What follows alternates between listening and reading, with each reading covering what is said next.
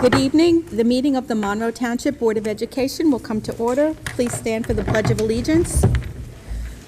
I pledge allegiance to the flag of the United States of America and to the republic for which it stands, one nation, indivisible, with liberty and justice for all. Mr. Gorski, may we please have a roll call? Mrs. Kolopanowicz? Here. Mr. Chiarella? Here. Mrs. Antelis? Here. Mr. Braverman? Mr. Kaufman? Here. Mr. Klein? Here. Mr. Leary? Here. Mr. Masters? Here. Mr. Tesler? Mrs. Froney? Here. Madam Board President, you have a quorum. Thank you. In accordance with the provisions of the New Jersey Open Public Meetings Law, the Monroe Township Board of Education has caused notice of this meeting to be published by having the date, time, and place thereof posted March 16, 2012, 1 at all schools, 2 Home News Tribune, 3 Cranberry Press, and 4 filed with the clerk of the municipality. And before we go to number 5, I'd just like everybody to know that Mr. Leary is going to be a part of the meeting on speaker. He had an accident where he fell and broke his hip. He's in rehab but wanted to participate. So, John, if you're there, we're hoping you're feeling better. I'm feeling better. Thank you. So at this time, we'll go to the student board members report. Good evening, ladies and gentlemen. Several events took place this month. HESPA testing for juniors was on March 6th to March 8th. The makeups for HESPA was on March 13th to 15th. Also, the college fair is today from 6:30 to 8:30.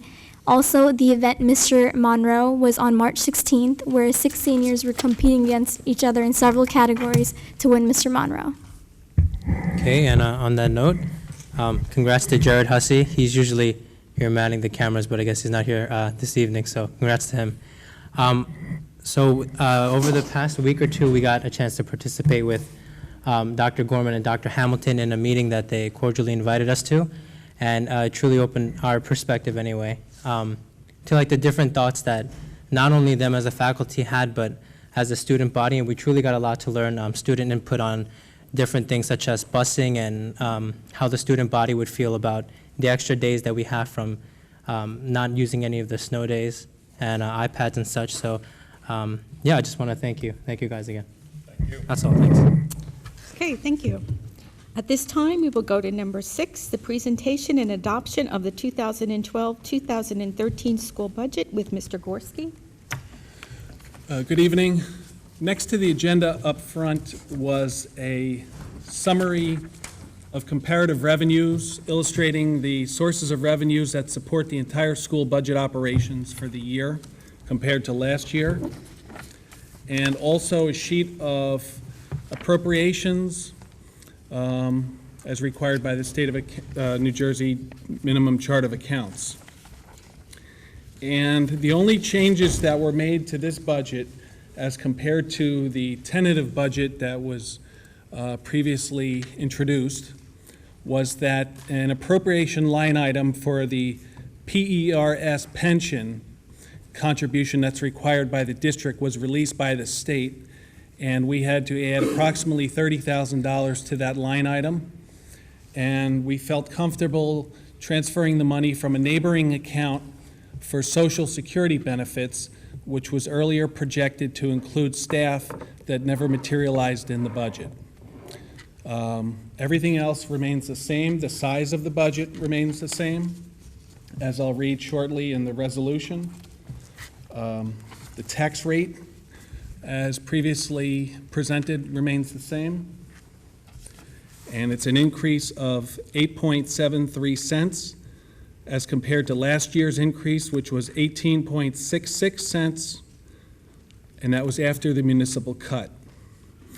To refresh your memory, the reason that this budget increase is lean, in our opinion, is due to conservative budget approaches that we took with the principals through a series of defense rounds, screening out appropriations to make sure that what was in the budget meets the district's orchestrated effective effort and district goals. We also appropriated $2 million of unspent bond referendum money, which is in a segregated account for the construction of this school and related apertures, against the debt service levy as permissible by law. You're either allowed to spend the money on the project or return it in the form of tax relief against the debt service levy, which we did to the tune of $2 million. There's more money remaining. We're still expecting a $3 million grant from the state upon our final submission, and that will be recognized and appropriated in future years, so not to recognize a spike in the tax rate. The district last year also appropriated about $236,000 of additional state aid money that we had received late in the budget cycle against tax relief for this year. So ultimately, it's a very responsible, conservatively constructed budget that meets the needs of the students while still being responsible to the taxpayers. And I will read the resolution at this time. It is recommended that the members of the Board of Education approve the following amounts and resolution for the 2012-2013 budget. Be it resolved by the Monroe Township Board of Education that the 2012-2013 general fund budget be adopted in the amount of $95,332,518 and a general fund local tax levy in the amount of $82,177,667 and a special revenue fund in the amount of $913,428 and a debt service budget in the amount of $10,281,520 and a debt service local tax levy in the amount of $7,572,846. Whereby the 2012-2013 budget totals $106,527,466, and whereas the Monroe Township Board of Education has been notified of state aid amounts, and whereas such state aid amounts are, for the 2012-2013, the categorical special education aid is $2,071,162, and for 2012-2013, categorical security aid is $86,160, and for the 2012-2013 year, the categorical transportation aid is $480,206, and for the 2012-2013 year, the debt service aid is $661,887.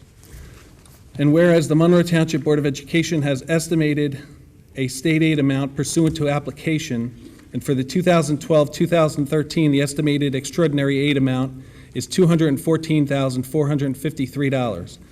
And whereas school district by law 0147, policy 3440, policy 4440, and NJAC 6A:23B-1.2b provides that the Board of Education shall establish in the annual school budget a maximum expenditure amount that may be allotted for such travel and expense reimbursement for the 2012-2013 school year. Now therefore be it resolved that the Monroe Township Board of Education hereby establishes the school district maximum travel for the 2012-2013 school year at the sum of $158,422. And be it further resolved that the school business administrator shall track and record these costs to ensure that the maximum amount is not exceeded. And now therefore, let it be resolved that the superintendent of schools and the business administrator board secretary file the required documents with the county executive superintendent of schools. Have it decided. So moved by Mr. Chiarella and Ms. Antelis. Are there any comments or questions by members of the board? Mr. Klein? One question. You mentioned an additional $3 million owed to us from the state. Isn't that from the original $15 million? That's on correct. the first referendum? That's correct. Thank you. Anyone else? Mr. Leary, do you wish to comment? No, I've gone through those numbers, and I absolutely agree with them. Okay, thank you. Before we vote, if anybody from the public would like to speak to the budget, please come to the microphone and state your name and address for the record.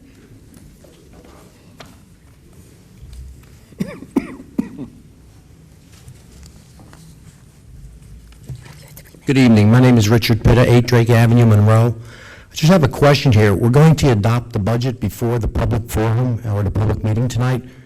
There's been many emails out here about the cost cuts on the transportation, which are affecting many families, and we wanted the opportunity to address these before you adopt the budget, which I believe the deadline is March 29th. This is that time to speak to the board. Right, okay. Well, it seemed like we were ready to adopt it, and then we come in and we argue about it, or we talk about it, but my question is, okay, are we ready to go on this then? Yes. All right. And since there are so many people here in the audience today, we're going to adhere to our 3-minute limit. We are both working parents, and there are many in the township that have working parents that have no way of picking up our child if they don't have that late bus. And this is a real big point of contention. I myself and my wife sent through an email to all the board members on March 7th, never got a reply. I commended you on using the funds that you're saving from the bond referendum to offset the tax levy. But I believe there's another $3 million coming in, and I believe you used $2 million to offset the debt service. So my question is, how are our children going to use the after-school help? My daughter needs help with math, the activities. How's she going to get home? We don't know a lot of people in the town. We're constantly working. It's very difficult. And if I read the budget correctly, it looks like you're only going to save about $140,000 versus prior year. As I look at the transportation numbers here, for 2012, it's $5,364,000, let's say 5.3 mil, versus 5.2 mil over for the next year. It's actually dropped. So your savings, your net savings, $140,000. This seems to be the only area in this budget going towards 2013 where there's really been a drop, with the exception of the debt service I see here and maybe one more item. I mean, that's a drop in the bucket, $140,000. And you're going to cause chaos and havoc with all these parents and how we're going to get these kids. My question is, you're saving $140,000. What about all the teachers that are after school that are supposed to help these children? I don't know if they get compensated or not. Are you going to cut their pay? Are you going to send bus drivers home? Are you going to cut their hours? What happens to the vehicles? You're leasing them? Are you paying for them? What happens? Does that sit on the sideline? You have to pay the insurance. You can't have idle vehicles sitting there unless they're leased. I don't know what the situation is. It says here leased purchase. So I'm assuming you lease them with an option to purchase. So this is not right. And I think there are a few other people here that would like to speak about this. But before they do, I have a few more questions I'd like to ask. It's kind of coincidental that the meeting tonight takes place when there's so many events coming on and there's very few parents here. So that's my number one observation. And I think that's terrible if that was done or planned. So just to let you know about that.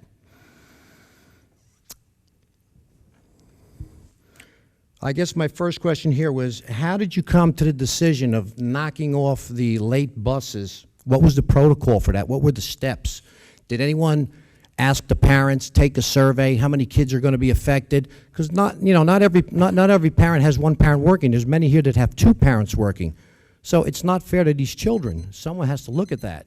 So my question is, how did they arrive at, hey, let's cut this out? I'm going to have Mr. Gorski respond to your questions in regard to transportation. Thank you for all those questions. I believe I've taken enough notes to address all of them.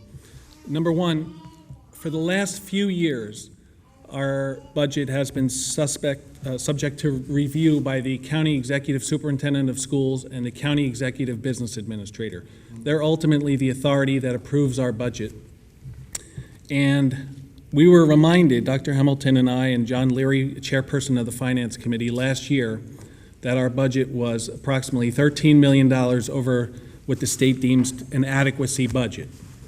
And we were strongly advised to make steps to reduce that over-adequacy spending and get more in line with other districts.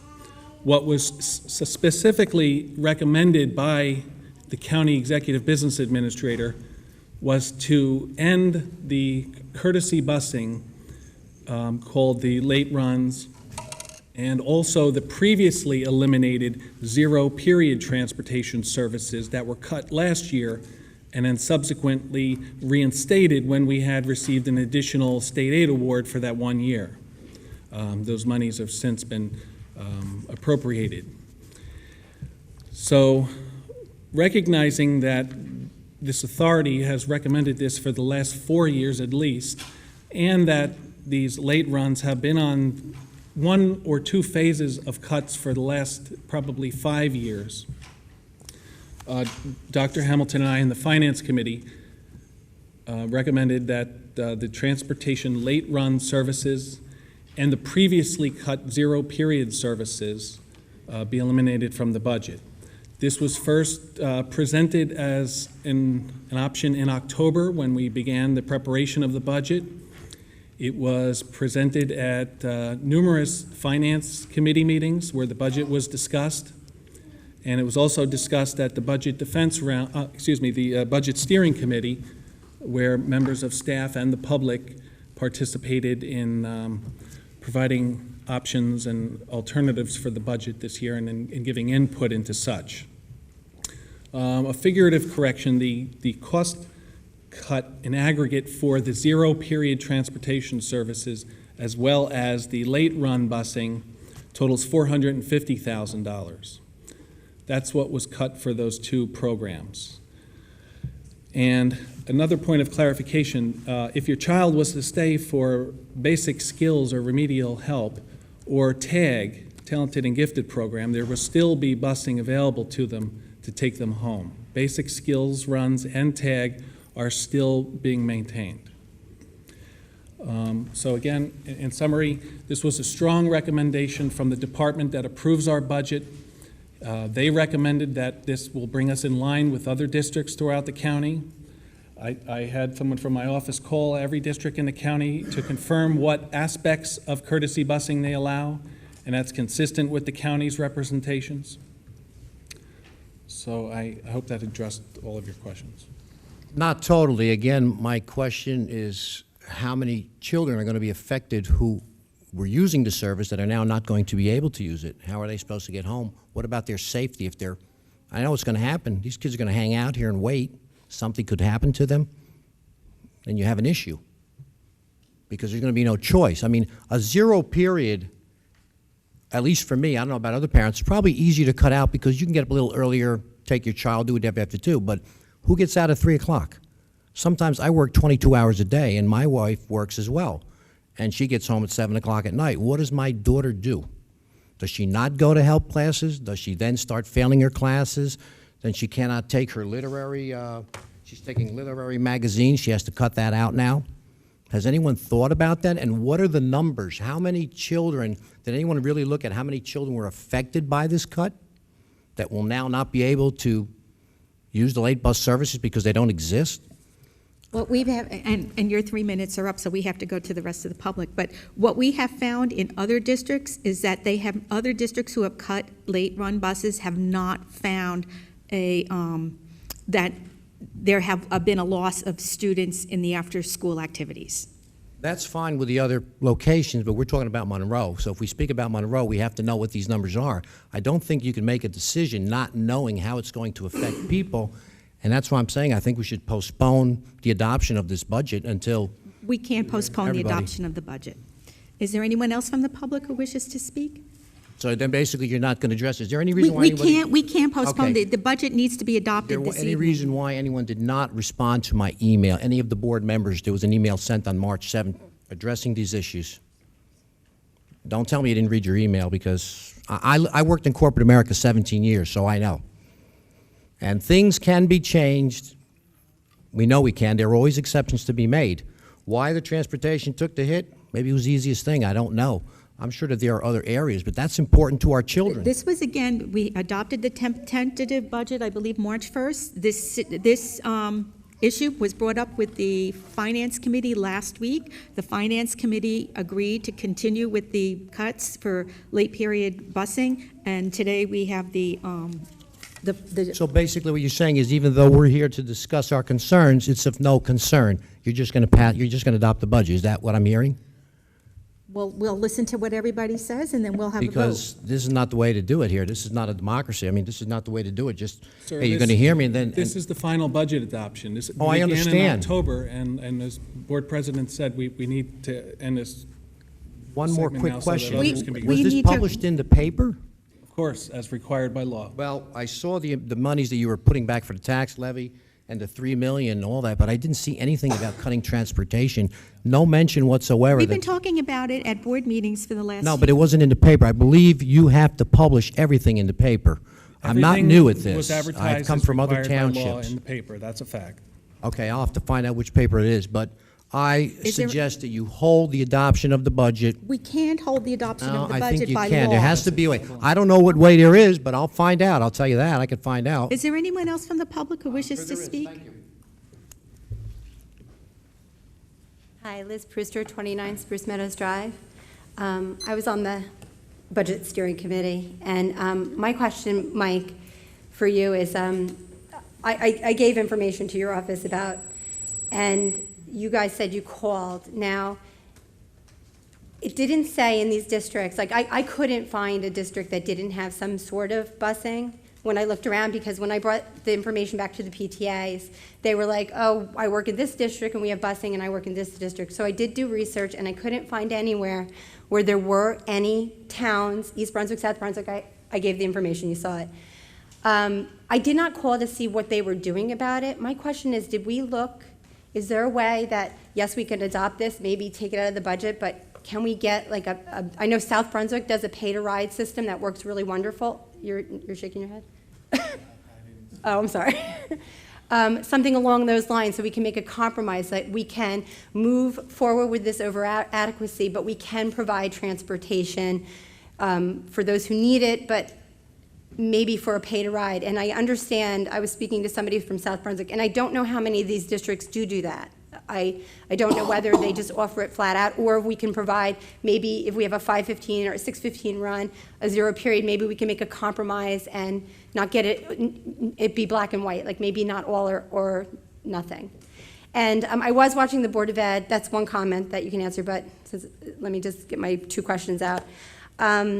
I did feel when I watched the last budget meeting, the Board of Ed meeting, somebody came up and spoke to about the tag, and I understand that it is going to be provided now. I feel as a parent that if we're going to take it away, we're not mandated to provide it for anybody. I don't think that basic skills or tag would deserve busing if we're not going to give that to our athletes, and we're not going to give that to our drama students, and we're not going to give that to our middle students who require extra help after school. Or after the clubs are wonderful, and I love that you defended the clubs, because my son is in a club, and the after-school clubs, that somebody came and said, well, let's get rid of the clubs to provide the busing. And it's very important that they have these clubs. My kid comes out of it, and unfortunately, the woman spoke of rock band, and my son comes out of that rock band club, and he's on such a natural high. It's the most wonderful thing to see, and I love that.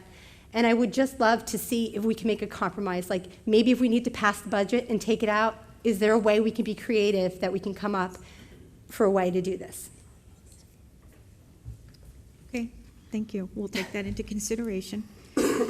Anyone else from the public? Jennifer Hijack, 12 Sycamore Court.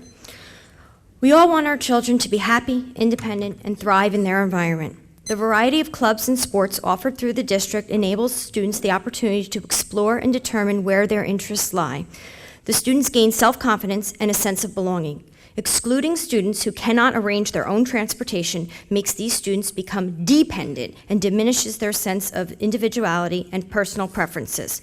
If I need to rely on my neighbor for a ride, then my child is limited to whatever sport or club that child chooses to participate in, not the ones my child may want to participate in. For example, if Paul is on the soccer team, my son has to try out for soccer even though he may hate it or choose not to be in a club, because I work and I cannot leave him sitting on a street corner in Monroe and feel comfortable about that. For example, and even if he did participate in the same thing that my son did, for example, they might not have practiced the same day for theater. Depends on the roles. You're missing many people who I know would be here because this meeting was moved to opening night of Peter Pan. My daughter has been involved in theater for years. They don't all practice the same day. It depends on your role. It depends on your song, your dance, your skit. You can't just say you have to have a carpool. What are you going to say to your teacher? Sorry, I can't come because my neighbor doesn't need to go today. National Honor Society, I was just picking classes for my daughter and I was reading the program of studies. National Honor Society requires not only excellent grades, but participation in at least 3 extracurricular activities. Are you going to waive this? Or are you going to offer more clubs at night, such as Showcase Show Choir, just started this year, Thursday nights, great for working parents. One of her teachers said to the class, "What does it mean to be a Falcon?" And she responded, "It's a pride in belonging to a larger group. I belong in the school play, I made it. I came home, I tried out for the volleyball team, I made it. I'm on student council, I can make a difference." It's not a sense of belonging to second block Spanish, or I'm in Miss Mazur's geometry class. That's not helping them. This typical school day can only provide so much. You need to allow our children the opportunity to belong, not just to come to school and do time. I understand the over-adequacy thing. Over-adequacy is anything above bare minimum. I don't want my kids to go to a school that just offers bare minimum. I hope everybody here pays attention to how these board members vote on this issue.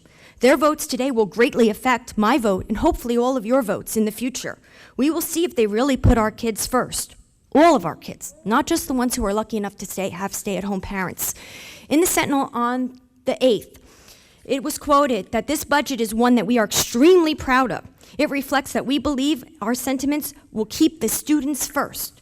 I ask you, whose students? Not mine. Not the man who just spoke. I'm sure not everybody who's in that play, or the one that will be in this play. Just reconsider, do something. I'm sorry, I did not know about this from October. I found out about 3 weeks ago. I sent a letter to every single board member. I also sent a letter to administration. One person took the time to get back to me. Do our comments fall on deaf ears? Thank you. Anyone else from the public? Hi, Megan Hijack, 12 Sycamore Court. Removing the after-school busing is unfair to most students within the district. I'm currently a freshman at MTHS and involved in the photography club and drama club. Both my parents work, and I don't want to give up my life at MTHS just because they can't pick me up. I love getting involved in clubs and activities that MTHS has to offer. And if I cannot participate in them because of the removal of after-school busing, I will be devastated. This not only applies to me, though. This applies to most of the students at the high school. Another point that applies to the after-school busing is the after-school subject help and the testing center. What if I, for example, was absent from school one day and it's a history test? My only option would be to make up that test to stay after school. Now remember that both of my parents work and they get home around 5:30. So I would be stuck at the HS for who knows how long because there is no after-school busing. It's just wrong for the students that do not have stay-at-home moms to risk taking a 0 on their test and getting the help that they need in the subject or giving up all their activities. What about sports too? Would insanely athletic students have to give up their dream in sports or athletic ability just because their parents work and can't pick them up? The whole idea is wrong. We need after-school busing to make sure that each and every student can participate in whatever they want and not give up something they love. Thank you. Thank you. Is there anyone else from the public? Did you wish to speak? Okay. Hi, Gail Kokorikis, 27 Spruce Meadows Drive. Question for you. When you talk about basic skills busing, at the high school level, it's not considered basic skills. It's after-school labs that they have. Will they be having busing for that? Basic skills and the tag programs are basically at the elementary level. Right, so what are you providing for the high school kids who you have all these wonderful labs? There are none at the high school. No, what I'm saying, right now at the high school level, you have these wonderful labs, these teachers who stay after for these extra periods for kids to come for voluntary help. Is that considered under the basic skills category or not? No, it is not. The basic tag and basic skills programs are, as required by code, are at the middle and elementary levels. Great. So at the high school level, you're going to pay these teachers to stay for these classes and expect kids to go to them, but not have any busing for them to get home, correct? We have a criteria in place where if students are not attending, those teachers would be released from those duties. After how long? A I month don't of know kids not coming, or like how long I does don't that know off take? the top of my head, but we do have a policy that governs that. Okay, because teachers get paid a nice penny to stay after for those classes. So I'm just wondering, how long does that take? A month, 6 months? You know, do we do the contract year for that? No, it is not through the contract year. Okay, all right. So any of those extra help classes are not considered for busing? So there's no busing then? That is At the high correct. school level? That's correct. Okay. Would you consider, like someone else suggested, right now we have a 4:15, a 5:15, a 6:15 bus. We've got buses coming out the wazoo here at the high school. Why not just do one at 5 o'clock? Something that kids can be offered. Would that be a consideration at any time or not? We explored that as an option, and our recommendation to the board was to follow the strong encouragement we got from the county level. Okay. And zero period is staying in? Zero period is not staying in. Zero period is also being, That's being rescinded? The busing for zero the period? busing has been removed. The zero period program will remain in place. Parents would have to assume responsibility for getting youngsters to the zero period programs. And that's starting with this coming school year? September 12th, 2012, yes. Okay, so that's being taken. So it's just basic skills and tag? Yes, ma'am. And is there any mandate for busing for any of those programs? No, ma'am. So neither basic skills nor tag, there's a state mandate that says they're required. You're required as a district. Not required to bus, no. Required to offer the program, but not Correct. required. Right. So then how did you come to that determination that those are the children that you want to service rather than the middle of the school, middle of the group, student who's not down, who's not up, who's kind of in the middle? How do you come to that determination as those are the kids that you want to provide for? Because of the structure of our instructional day, we have to offer those programs currently after the traditional school day. And because Right. we're required to offer that program, we're required to provide some services for those young. We're not required to provide the transportation, but required to provide the service. Right, so my question is, how did you decide that those are the children you want to help even more, rather than the athlete, the drama student, all those other particular students? Because we're not required to offer that program. We're required to offer tag and basic skills. Okay, all right, thank you. You're welcome. Anyone else from the public?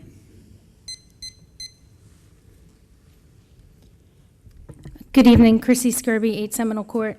I just wanted to reiterate something Mrs. Brewster said. She mentioned the Budget Steering Committee. I was on that committee as well, and it was made up of representatives from all over the community. And as Mrs. Brewster and myself did, we represented parents. And at several of those meetings, the parents in the room expressed that we did not want services cut, specifically zero period busing or any busing services.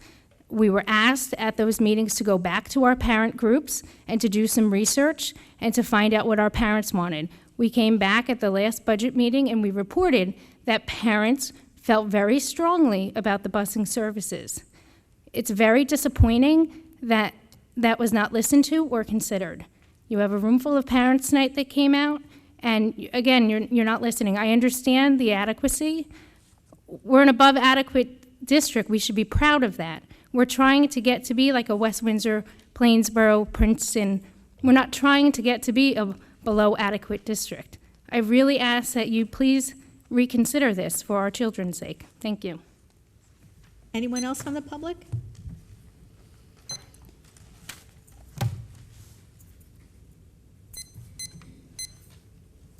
Richard Pitta, 8 Drake Avenue.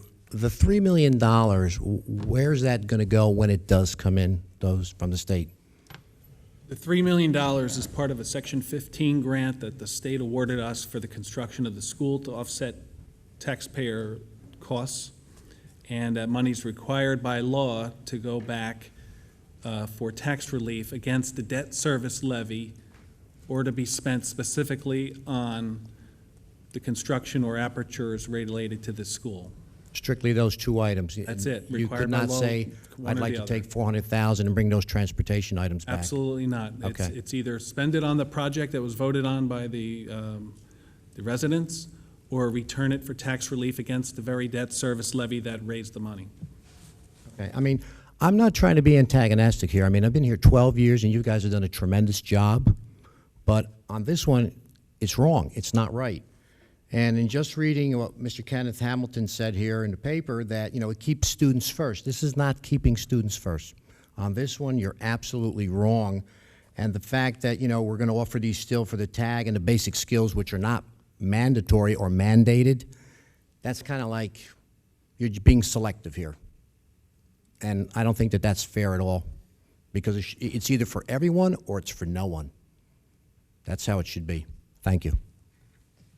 Again, I just want to say that both basic skills and tag are mandated by the state. We have to offer it. Not the transportation. Not the transportation, but the programs. Anyone else from the public?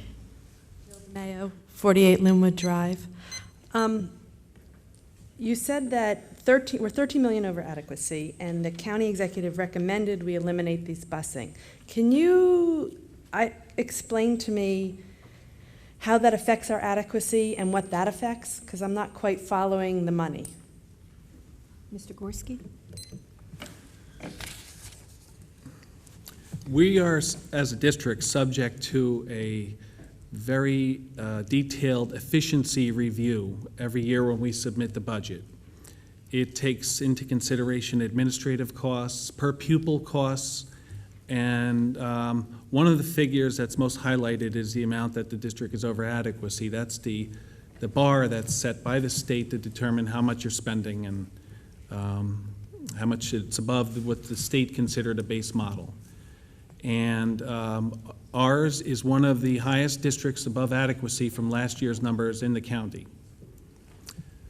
So for the last few years, the county executive superintendent of schools and the county executive business administrator have recommended that we eliminate courtesy late-run busing to be consistent with other districts, and also to alleviate liability that the district is assuming by delivering students on a late-run basis where you don't have a roster of students who are on the bus.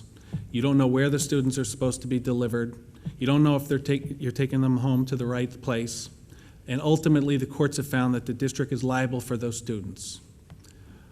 So based on all those premises, we had a strong recommendation again from the person and the people in the department who approve our budget and have approved our preliminary tentative budget to eliminate those. And as part of the efficiency worksheets, there's a very lengthy checklist of answers that you have to provide as far as what's in your budget specifically. A new question right in the top 5 is, does your district still offer courtesy busing for late runs? But what's the goal in having him recommend we eliminate this? I'm not quite understanding The goal is that these are elective programs and that the district should not assume additional costs to provide the degree of transportation services that we have and that parents have become accustomed to. And does this affect our insurance costs too by eliminating these two? Yes. The other thing, does it also affect our funding? And That's what I was going to bring up. The more we're on near adequacy, the more funding we get, and the lower the taxes go. And I believe that's what I was trying to get with my question. And that's, I think people misunderstand adequacy. It's like they hear adequate. Oh, you're not giving an adequate education. Because adequacy is not based on your quality of education. It's based on other factors, right? Based on the extra things you give your students, and the more you give them, the less funding you get from the state. Anyone else from the public? Hi, Michelle Jones, 1 on Tile Court, Monroe. You mentioned some options before that were discussed at these other meetings, the steering committee and name. What exactly were those options that were discussed by parents and the public? Maybe you can enlighten us as to those, that parents that are here, what maybe they can look forward to? And also, what is your plan for students that rely on these buses and now need to wait for a parent for a ride home or to pick them up? Are middle school students or high school students going to be permitted to wait at the school for a ride until their parents can come, and until what time can they stay? Are they permitted to stay inside the school in the library to do homework or in the cafeteria? Or are they going to have to wait outside for the parents to pick them up, roaming the streets? There's a Jenkins court case that has determined that the district is liable for the safeguarding of students until they're returned to their residence. And because of that, we will make new procedures and policies to ensure that students who participate in the late run, the clubs and sports, are safeguarded until they have been picked up. We will have to take the responsibility for that. So that would require you to hire or pay staff members to stay longer in the building for that? We'll have to review that, but it's unlikely that that would be a material charge. One of the things that will happen in that regard is as parents decide which after-school programs they want their children to go to, they will be asked to make sure that they understand that it is the parents' responsibility to pick those students up. So we are not going to be providing transportation. And the parents, if you elect, for instance, for your youngster to be in a program and it ends at 4 o'clock, then students are supervised until that program ends. At that point, it becomes the parents' responsibility to make sure that those youngsters are transported home. So then you're saying if a parent is unable to pick up that child at 4 o'clock, then that child essentially is excluded from attending that program because they won't have a ride from a parent home. Well, that could be one outgrowth. The other outgrowth of that would be that parents would help share that responsibility, because ultimately we certainly could not provide a babysitting service, for lack of a better word, for parents who couldn't get to school till 5 o'clock or 6 o'clock or 7 o'clock even. So it would be the parents' responsibility. Okay, thank you. Anyone else from the public?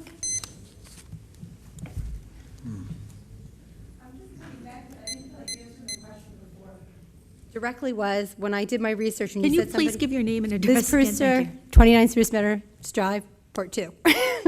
I asked the one question, you said you had somebody from your office call. I also did go online, and I couldn't find that how we're consistent, like how are we consistent with these other school systems? I found that everybody provided something. I could not find a school system. The only school systems I found were ones that didn't have busing, period. I found like Highland Park and Spotswood didn't have anything. But I printed it out and I gave you the information and I didn't find anything. So what did you find in your fact finding? Well, respectfully, we called up and we asked specifically the question, does your district provide late-run courtesy busing? That's the key question to ask, not does your district provide busing, because districts are required to provide busing. No, I did all the late run, only late run. It says it in, I have found that more than 50% of the districts in the county, between 50 and 60%, do not offer late-run courtesy busing. Approximately another 20% have a limited capacity, either for one school or on an as-needed basis if there's no rides available from the parents, or in many instances that 20% that offers some form of late-run courtesy busing in a very limited form is being phased out. The other 20% provide a similar system like we have had here, where we've had tiers of late-run busing. did you, okay, because I found different, like I actually printed out their routes and everything, and it was similar districts like South Brunswick, East Brunswick, Woodbridge, Edison, Saraville, Plainsboro. In our county. Middlesex County is Plainsboro. Plainsboro actually is. The town of Plainsboro? I'll be happy Well, to they go to West Windsor, I'll be but. happy to go over the data with you if you'd like. Okay, I would. I took being on this committee very seriously, and I brought the information back to the PTAs, and I feel a responsibility when they ask me questions to answer the questions. So I could be wrong. That's why I'm bringing this. That's why I brought the information. I want to be informed when people come to me about it, because it's important, and I took it very seriously. Thank you. Anyone else from the public?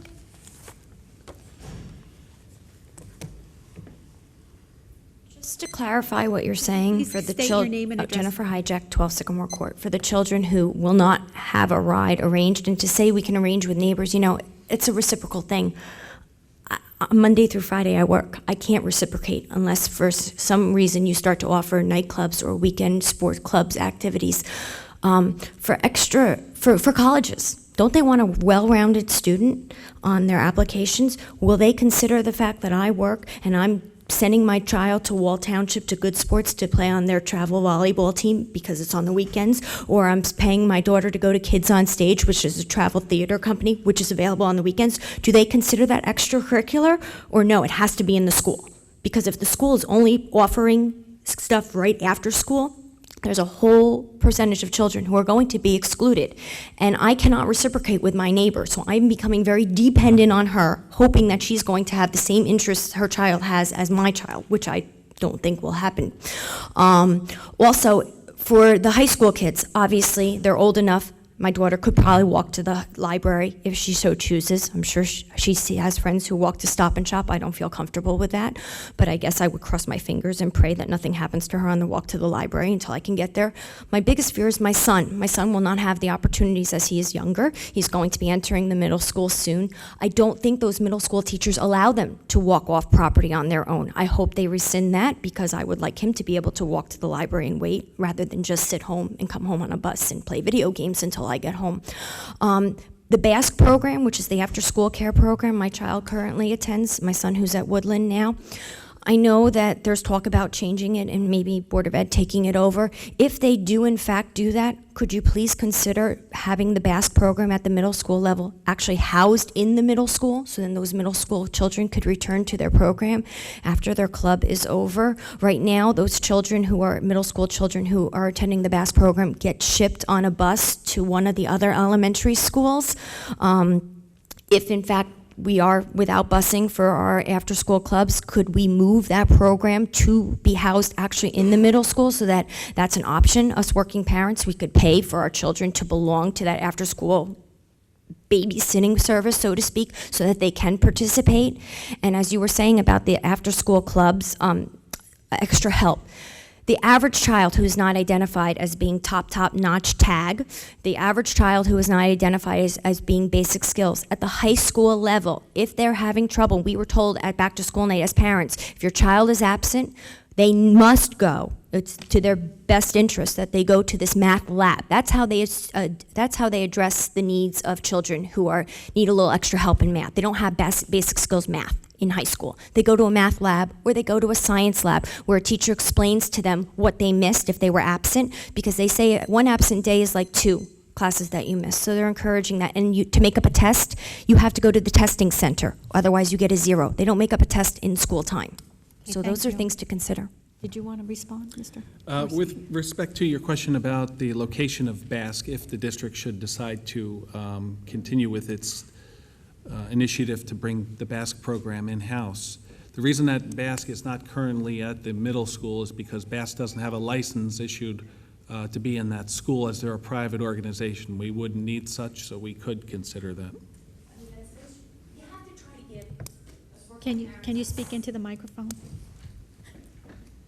It would be very nice if you could give us working parents some options.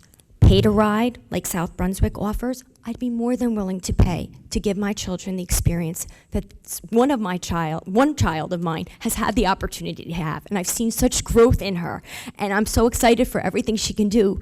But I fear so much that my son will never, ever have those opportunities just because he was born too late.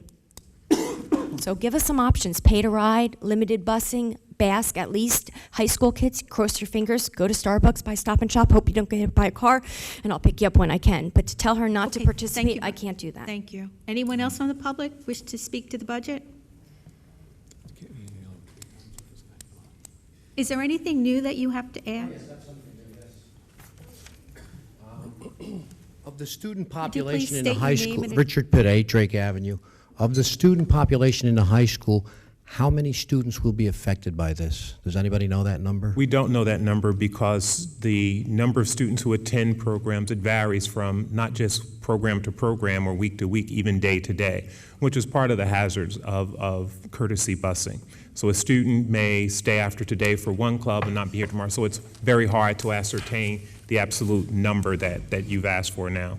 But there has to be an approximation. I'm sure that you must have figured out that, is it going to affect 400 students, 1,000, 20?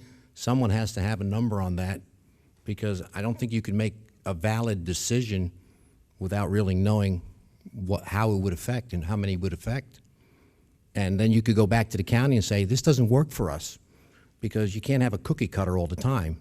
There are exceptions to the rule. Let's face it. And my last question, and I'll leave you all alone, I know you hate me already. How many of you here are any of your sons or daughters affected by this here, right now, with the decision you're making tonight, if you make the decision to adopt this budget with the cuts in the transportation? You do. You would. Mr. Leary has grandchildren who would be affected. And both you and your wife work, I guess. I'm just going to assume that, yeah. Kids, yes, but my son does track. He's the Yeah. president of his class, so he's very involved and has a lot of after-school activities. Okay. Well, at least someone here knows. And to Jennifer's point, I think there should be some options given, and there were no options given. I think that was a very valid point. Thank you again. Is there anyone else who would like to speak to the budget? Then I will close the public portion of the budget. Mr. Chiarella? I just have a quick question. It's on pay to ride because I didn't realize that was even a possibility, but I'm wondering if maybe we could put that on the next Buildings and Grounds Transportation agenda, and maybe we could discuss it. I think we actually have talked about it, and I believe the county also. Oh, yeah. Yeah, I believe I asked Mr. Yeah. Gorski to check into other districts that do a pay to ride, and I believe. I did, and according to the County Executive Business Administrator, there are no other districts in Middlesex County that offer a pay-to-ride or to pay-to-participate busing system. And when I asked that question, it was discouraged that we consider that option by the county office. Anyone else from the board? I'll just make a comment. Mr. Kaufman? After one of our finance committee meetings, because I'm on the finance committee, I sent an email to some of the other board members to talk about thinking out of the box and things that we can do that could possibly address the gap which will be produced by doing away with courtesy busing. I understand that there's no other districts in the county that have the pay to ride or whatever, but from my perspective, there probably aren't too many other districts in Middlesex County or the state that were able to put a high school on parkland. So just because it's not done elsewhere doesn't mean we can't think about ways that we can do to accommodate not just the courtesy busing in this particular situation, but the whole adequacy issue. As we mentioned before, this is not an issue about whether or not your child is being adequately educated. It's about the things that we do in the community that put us at that plateau. So I made a recommendation to the committee, and I'm hoping maybe we'll talk about it and see where it goes, but I think things like pay to ride and possibly pay to, I don't want to say participate because that's going to have other connotations, but as we take a look at the programs that we offer, and this happens to be the courtesy busing issue, happens to be a forefront today, but in the future we don't know what could potentially be subject to potential removal. I think we have to think smarter and think about how could we, if we're required by the state or the county not to provide something in order to give us more funding to get closer to that plateau where we have a balance between what the district can provide and what the state feels comfortable about reimbursing as far as aid. We have to put things in place like a framework which will adapt and allow us to do things like pay to ride or pay to participate in a club or pay to participate in a advanced proficiency program that may also be subject to cut at some future date. We just have to think about how we can incorporate that kind of flexibility in the program and our infrastructure to allow people who can afford to pay, because we would love to be able to keep doing this. And while some folks would like to have us put a number to how many students this affects, I have to tell you, this would still bother me if it was only one student, whether it's hundreds of students or one student. At the end of the day, we know that there are parents that are working all day, and it's going to be an inconvenience. But we as a board have to balance these decisions of adequacy and how much we get for funding to be able to provide things like money coming back as far as lowering the tax rate and providing tax relief to taxpayers as well. So it really is riding a fence and trying to figure out the balance of both. Hopefully we'll be able to come up with something. We all in the Finance Committee supported the elimination of courtesy busing and the other things, but I think we can still possibly keep the door open for figuring out ways to get around these things. And, we'll work with my other fellow members of the Finance Committee to see the things that we can do. But that doesn't guarantee that we'll have something in place for next year. It's something that we'll keep open and figure out if there are things that we can do, as a community to get past this. So, Mr. Klein?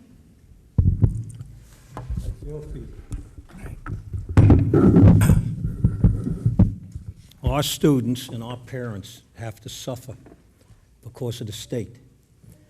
And again, you're going to say I put the blame's always on the state. I see her shaking her head. There was an article in the Home News yesterday.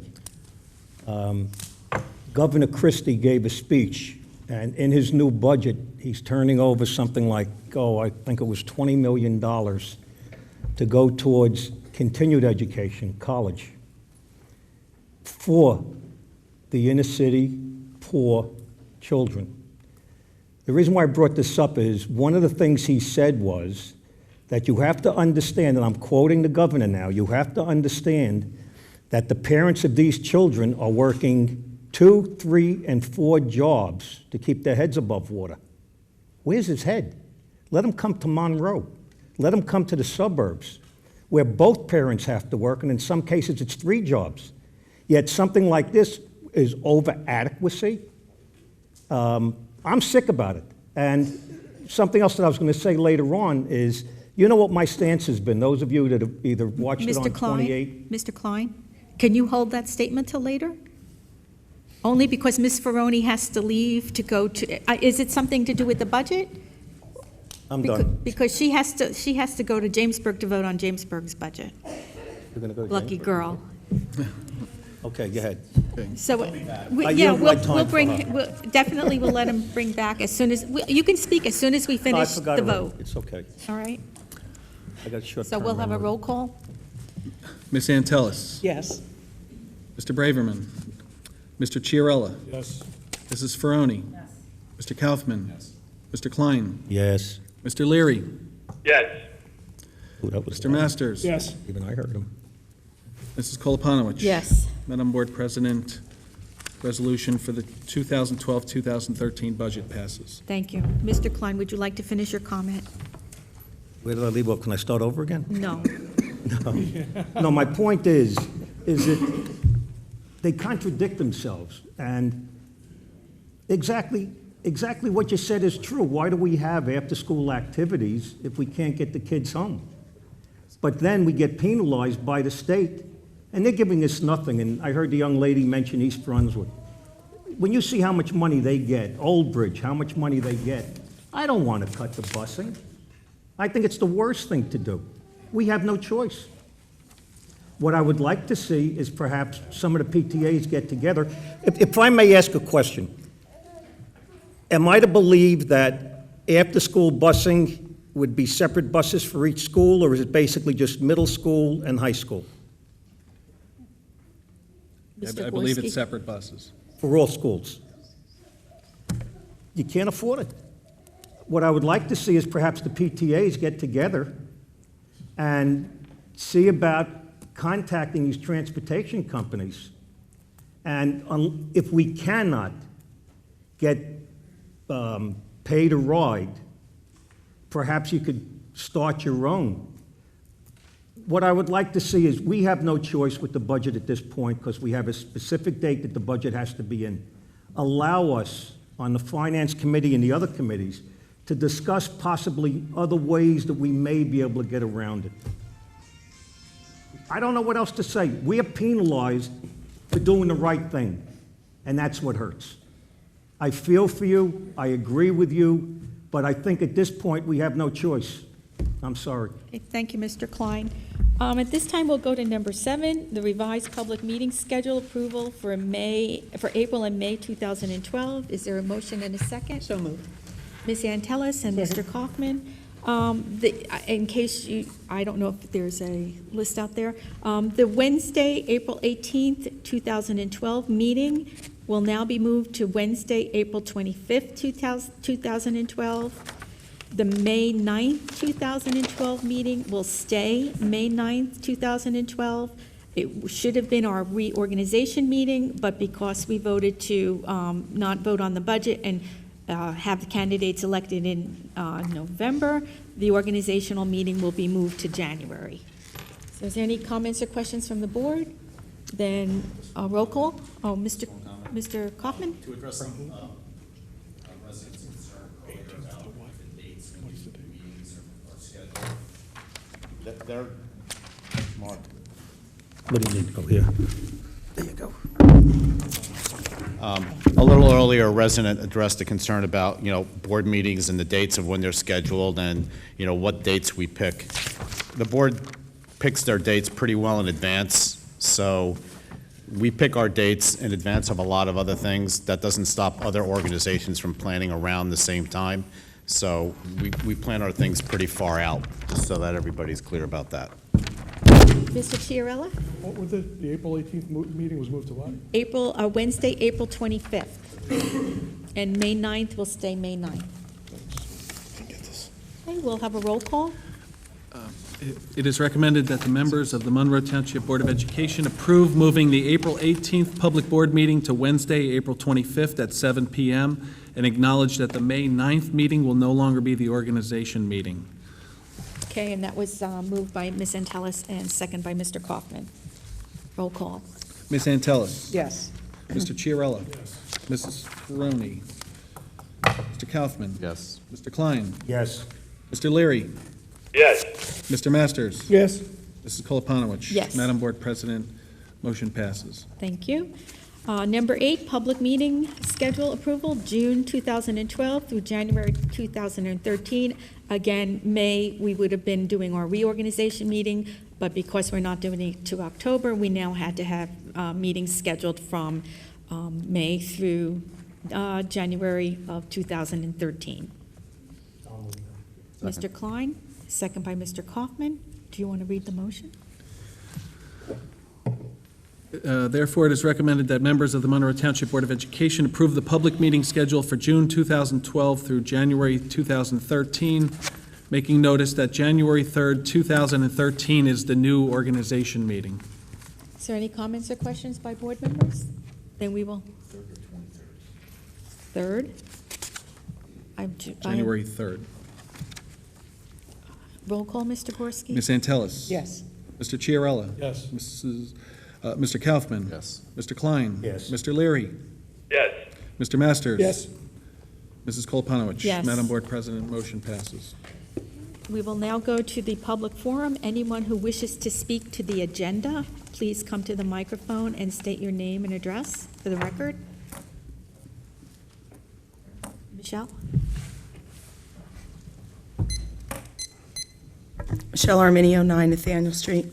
On 8, the public meeting schedule and the new organization, does that 4-year, you voted, which by the way I object to, having voted to take away the public's right to vote on the budget. So unfortunately, you guys did that very quickly and you didn't get too much public input.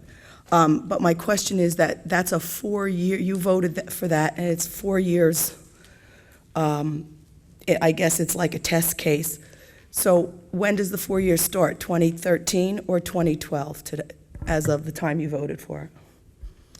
Because I'd like to count down those 4 years. 2016? It begins January 2013 and continues to 14, 15, 16, 17. In which case, it comes up for a board vote again? Yes, that's correct. That's how the law is currently stated, yes. Okay.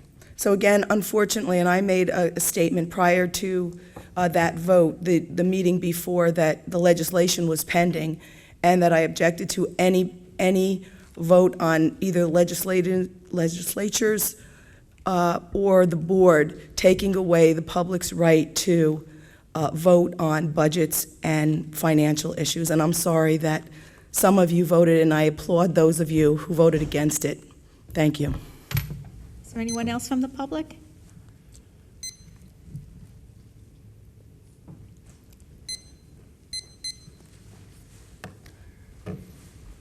Hi, Kimberly Toto, 29 Fox Run.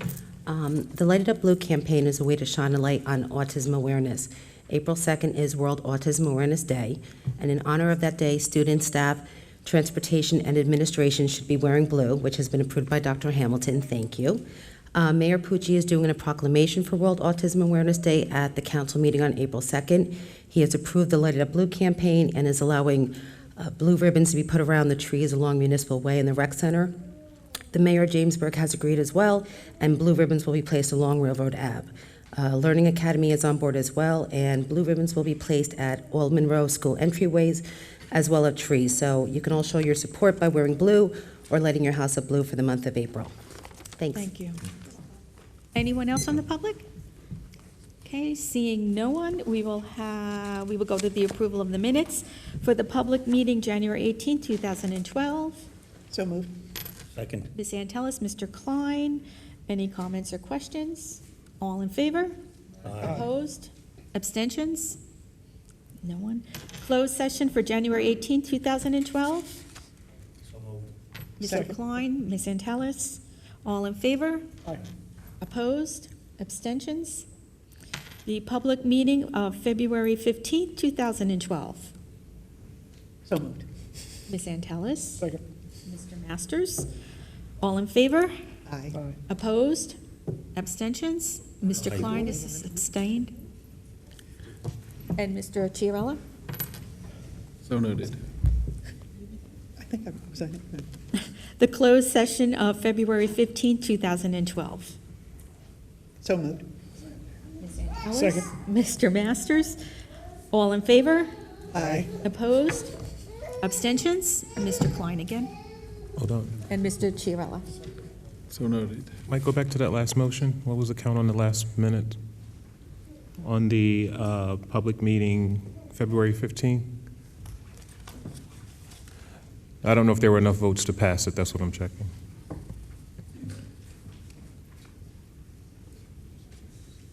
Seven, yes. Okay. Okay. At this time, we will go to the superintendent's report. Dr. Hamilton?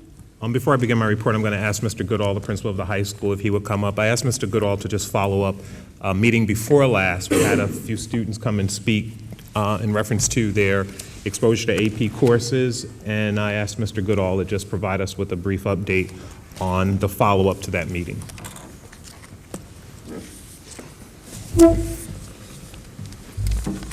Thank you, and I'll try to be as brief as I can.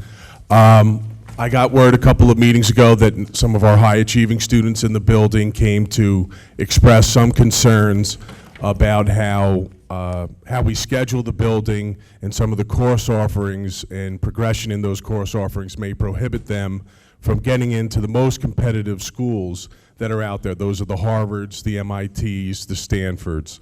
I had, under Dr. Hamilton's suggestion, we had a meeting with them. I met with them for 2.5 hours after school. We had a great meeting. They made some great points.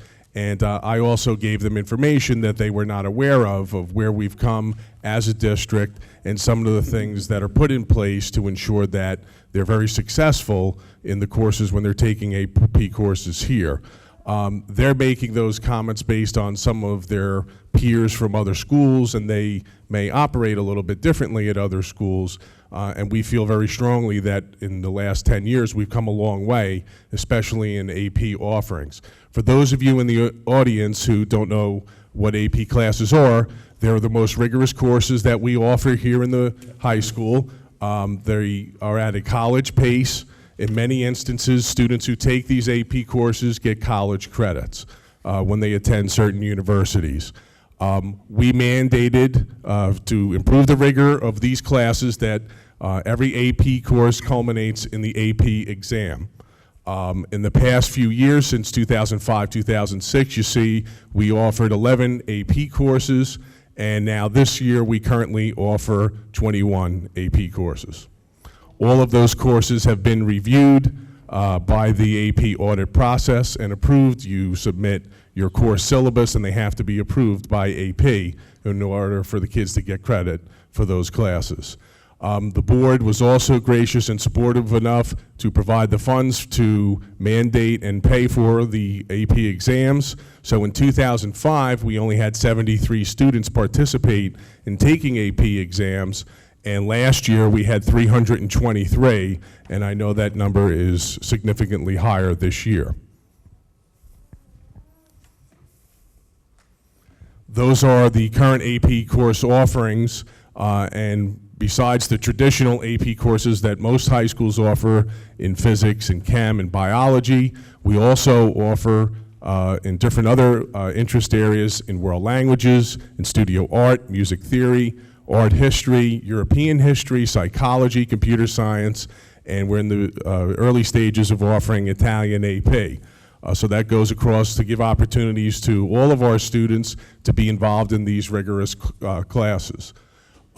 We also moved a number of years ago to block scheduling, typically in a traditional bell schedule in which perhaps some of you in the audience went to high school under, me included. You had 7 courses, you had lunch, and with a possibility of taking 140 credits during your high school career.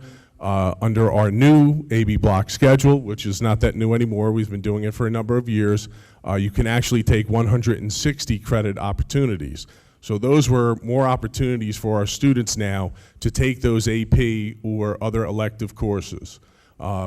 So there was a lot more variety that the kids were exposed to, and when we went to block scheduling and we added all of these AP courses, we felt that it was so important for kids to be successful on the AP test, we mandated that a number of these courses, specifically in science and calculus AB, that the AP courses be of the double block, 420-minute per week instruction. So that gave them a great foundation for them to be very successful, not only with their grades in the class, but also with the AP test at the end of the year. In addition, we've implemented in 9th and 10th grade, and looking forward to implementing it in the 11th grade, the Academy's format in which kids take elective choices in their interest level. This will also be much more efficient in scheduling kids' schedules when they pick their academy, because the strength of the schedule is dictated to their area of interest, and the kids will have less conflicts during the scheduling period. Those are just some statistics about how we're trying to really expose all of our students here in an emphasis on college readiness. We've seen the gradual increase of our SAT scores over the last few years, also with the addition of many, many more students at the high school. We've mandated with the board support, they pay for these tests, that all of our kids take the PSAT in the 10th and 11th grade. And you see some statistics, we were talking about it right before the meeting.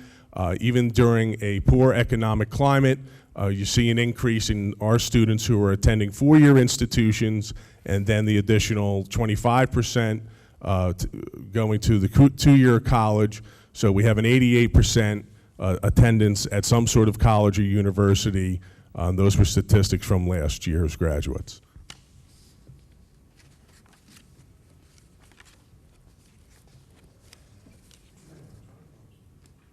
Those are, I know some of the comments were from the group that we're not getting enough of the students into these universities. We would like to see more kids get into these better colleges, but statistically, we are having kids get into the Wharton School of Business at Penn. Our valedictorian last year got into Princeton and decided to go to West Point. So many of our students are going to these prestigious universities. We would definitely like to see more kids going to these universities. I'm not satisfied as building principal that we're at the number we want to, but we're going to keep, with the board support, working hard to get that done. Okay. This was the key slide from the kids and their suggestions in speaking to their peers. We offer AP Bio, AP Chem, and AP Physics to our 9th, 10th, and 11th graders. We mandate, before that they take those courses, that they take an honors level course to make a strong foundation before they take AP Bio. Let me be a little bit more clear what I just said. A 9th grade student, before he takes AP Bio, has to take the honors biology class to give them a strong foundation. Same goes for chemistry, and same goes for physics. In other schools, they allow their students to use the AP courses to fill the requirements, not only from the state level, but also your school district's mandate on what you need to take for graduation. We could start to explore that if our students are now at a point coming out of the middle school, if they have that strong foundation. But initially, when we tried to ramp up the rigor in the AP classes and add AP classes, it was thought that our students at that time needed the honors classes to build that strong foundation so they could be successful in the AP courses and on the AP test. In doing so, you can stay right there, Dr. Gorman, thanks. This is the last slide. The feedback from the kids were that in order, part of building their resume to get into some of these prestigious universities, you also have to be part of internships, and I mentioned a couple on this slide, Partners in Science, NIH, Raritan Bay Medical Center. These are all internships that the kids do on the weekends in the summer, and they put those on the resume, but one of the qualifications for them to be in these programs is to take more AP courses on your resume. So if we were able to provide those opportunities as the first point on the slide, perhaps we'll get more and more kids into these programs, which in turn would put more and more kids into these higher prestigious universities. They made some suggestions about moving the AP Calc AB course. I don't know how many kids would qualify to only take that as a 5-credit course and be as successful. The double block from the math teachers seems they really endorse the fact that it's a double block class. And then they've also made some suggestions that we add these advanced courses that typically now they take at the college level or at Middlesex County College through senior option, and that would be AP Physics C, Multivariable Calculus, and AP Economics. So we will be looking and exploring these and make some suggestions to the curriculum committee on how to move forward and making these adjustments if they're warranted in the program of studies for next year and beyond. Yes, sir. I just wanted to thank you not only for this presentation, but for everything that you do, because I know you've never been shy about advocating for the kids. If you think that they need something, that I know you're always quick to come to any of us, and you've never been shy about it. And also that I think you've done an excellent job in pushing that envelope to keep us progressing towards excellence. So I just want to thank you for what you do. Any other questions for Mr. Goodall? I just want to make a comment. I remember when you came and we discussed the block scheduling, and I remember how we were told students get into the class, put their books down, sit down, and then they're looking at the clock 5 minutes before the bell rings, they're picking up, and literally the students were in the class 15, 20 minutes, and that is not conducive to learning. And I think that that's one of the reasons we went with the block scheduling, was to make sure the children were really getting that full educational experience. So thank you for what you do, Rob. Yeah, and really going, since Mr. Goodall came, we've gone from good to great, and now we look like we're going to excellent. So it's under your leadership that this high school has blossomed. I appreciate the compliment. It's a collective effort from all the administrators, the community, and the Board of Ed being supportive. Anytime I've come, I need this. We need to hire this staff to run this program. You've always been supportive, so thank you very much about that. Thank you. Thank you, Rob. Moving on to the superintendent's report, the enrollment data is enclosed for your attention. I continue to point out the increase in our student population, 220 students over our enrollment at the December 28th count. The out-of-district placement and home instruction reports are enclosed, as well as the fire drills and lockdown drills at our schools. At this time, I'd like to move on to the personnel report. So, Madam President and members of the Board of Education, it is recommended by the superintendent that personnel action items A through S be approved by roll call vote. So, second. Mr. Kaufman and Ms. Antelis, are any questions for the superintendent? Seeing none, we'll have a roll call. Ms. Antelis? Yes. Mr. Chiarella? Yes. Mr. Kaufman? Yes. Mr. Klein? Yes. Mr. Leary? Yes. Mr. Masters? Yes. Mrs. Koloponowicz? Yes. Madam Board President, motion passes.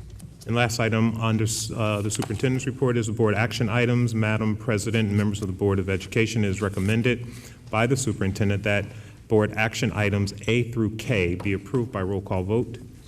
Second. Mr. Chiarella, Ms. Antelis, I just want to clarify F, that's the 2012-2013 school year, not the 2012-2012 school year. Any questions? Mr. Klein? G, how many students are involved in that? Do you have a ballpark? I can tell you in a minute. And why are they going to these schools as compared to staying here? This is essentially a performing arts program that students who have a particular aptitude, they audition for this particular program, and if accepted, they go there. The district has had a relationship with Middlesex County Arts High School for several years now. Okay, you don't have to give me the count. Okay. That's okay. Thank you. You're welcome. Any more questions? Any other questions? Then we will have a roll call on the action items. Ms. Antelis? Yes. Mr. Chiarella? Yes. Mr. Kaufman? Yes. Mr. Klein? Yes. Mr. Leary? Yes. Mr. Masters? Yes. Mrs. Koloponowicz? Yes. Madam Board President, board action items A through K passes. Thank you. That concludes the superintendent's report. Then we will go to the business administrator's report with Mr. Gorski. Madam Board President and members of the Monroe Township Board of Education, it is recommended that board action items A through K be approved by consent roll call. So moved. Second. Ms. Antelis, Mr. Klein, is there any comments or questions for Mr. Gorski? Seeing none, we'll have a roll call. Ms. Antelis? Yes. Mr. Chiarella? Yes. Mr. Kaufman? Yes. Mr. Klein? Yes. Mr. Leary? Yes. Mr. Masters? Yes. Mrs. Koloponowicz? Yes, Madam Board President, board action items A through K passes. thank you. That concludes the business administrator's report. Okay, board president's report. I really don't have that much to say this evening. It's been a long night so far. So we will go directly to our committee reports. Is there anyone who has a committee report they'd like to give a report on? Sorry. We had an awesome curriculum meeting right before this. You missed it. It was really good. We toured the industrial arts area of the high school. It was pretty impressive. Basically, they were showing us how some of the ideas, how the collaborative ideas come together and go from a 2D model all the way to prototyping. We have a rapid prototyping machine and actually to a working model. So the I almost said kids. These students can actually progress what they're working on all the way from design all the way to where they actually hold it in their hands. It was pretty impressive. We also viewed the construction room. That's why I asked you what it was called. For lack of a better term, where we saw a lot of the woodworking and stuff like that. The e-mill, where they do actual milling in the school of metal, plastics, glass, and the computerized router program. So it was a really nice overview, and it actually showed some of the tools that the kids are using to learn about what goes on in the real world.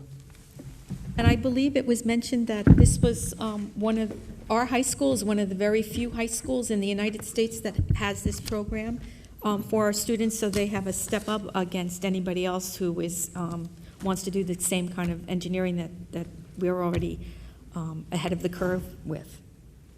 Thank you. Anyone else who has a committee report? Mr. Chiarella? We had a Buildings, Grounds, and Transportation Committee meeting this week. We talked about a couple things, but one of the things that we did was we approved to send to the board a part-time or a mechanic that will replace a bus mechanic who is currently ill. And so that'll be a replacement for the period that he's out until he comes back. So to take up the slack, some of the work pressures that are going on there with having a reduced team. The other thing that we talked about was we had a substantial presentation by Dr. Lynch regarding Applegarth and CO2 levels and some of the prior reports that he took part in regarding CO2, and we also talked about any lead and any and that's all in the works right now, where he's going to be testing for lead in the soil and in various parts. But one of the things that we did talk about and that we tasked him with was was testing the air quality of Applegarth before opening the school so that we could test for a baseline, see what the air quality is without the children there, and then test again when we have children in the school. So that's one of the things that that was different from what we were going to do before, but we thought that it was important to get ahead of that and do an air quality check prior to opening also. Thank you. Anyone else have a report? Okay, seeing none. Number 15, is there any other business from a member of the Board of Education, Mr. Klein? Here I go again. I want to ask a question of the parents that are here. In my 3 years on the board, and you've heard my outcry at every meeting, how many of you have sent letters to the state concerning the inequitable funding that we receive? That's nice. 2 people. Now, say that again? Right, at the meeting, at the town hall meeting. Then also the bit with Applegarth. How many people contacted the state concerning either closing or opening up Applegarth? 1 person.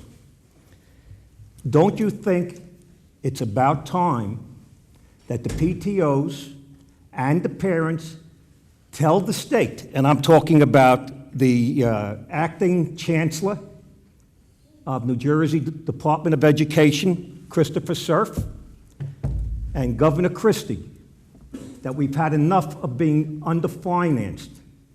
We have to nitpick to try to give the best to the kids, and because of the type of school we are, we can't just give everything. You had a woman here last meeting, wants everything for AP.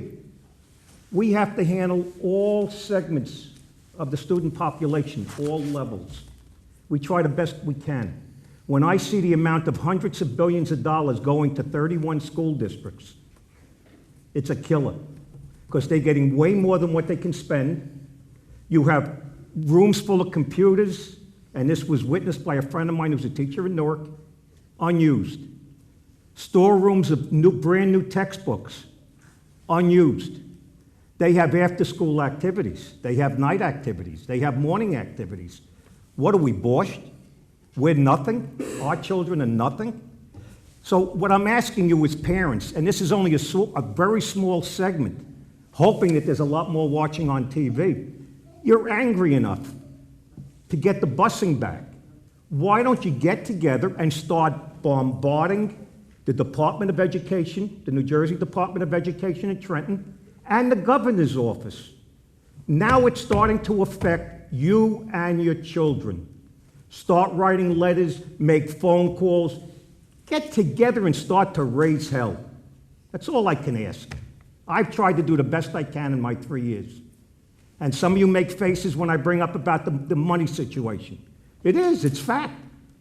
You got people in this community on fixed incomes that can no longer afford to pay for their property taxes on their homes.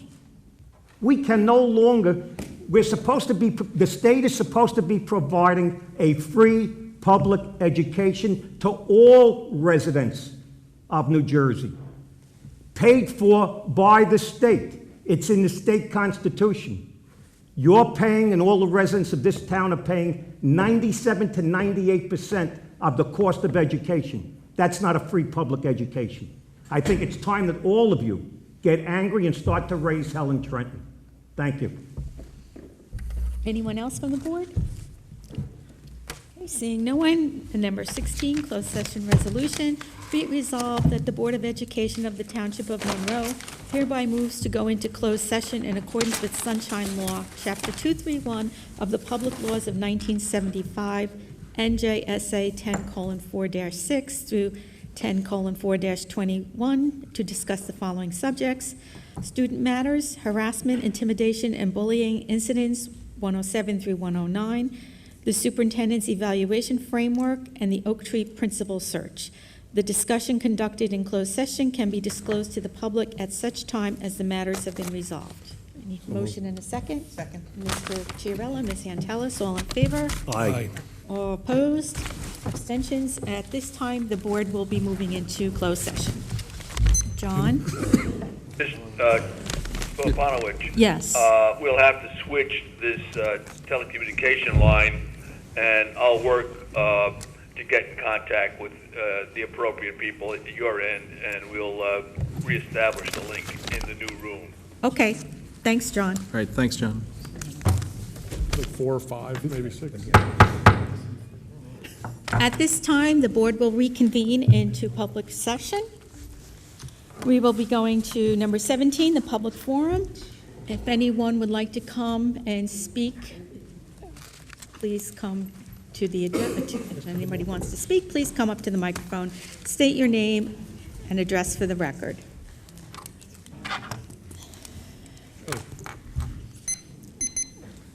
How you doing?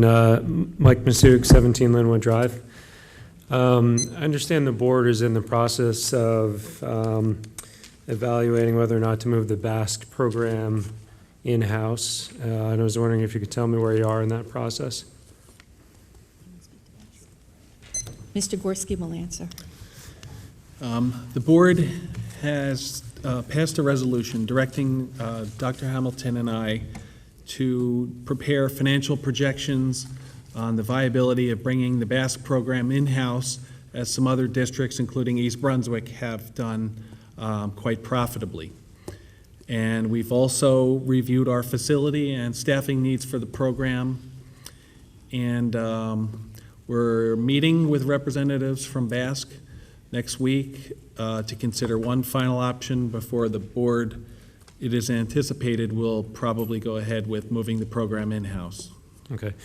Can you tell me if the KRAP program will be offered at Oak Tree School as opposed to Barkley Brook, and then have kids bused, to Oak Tree? That is a part of the plan that we are considering. Very probable. Okay. Do you know when you'll have a decision on that? We're hoping to be able to make a full recommendation to the board at the next meeting. Okay, thank you.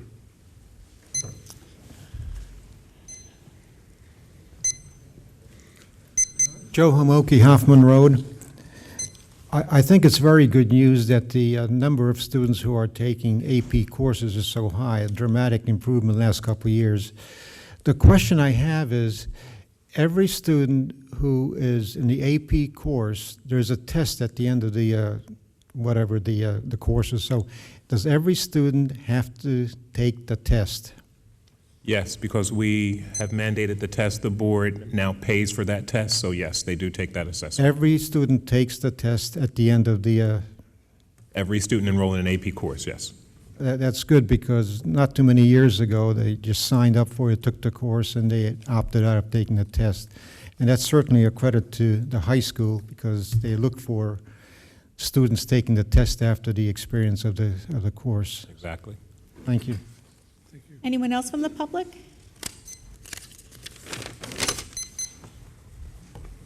Good evening, everyone. Dr. Hamilton, my English is not very good. Could you be please patient with give me. me your name and address? Oh, I'm sorry. And you might want to put the microphone down a little bit. Short. Thank you. 1 Burn Court, Lina Cao, Wong. Oh.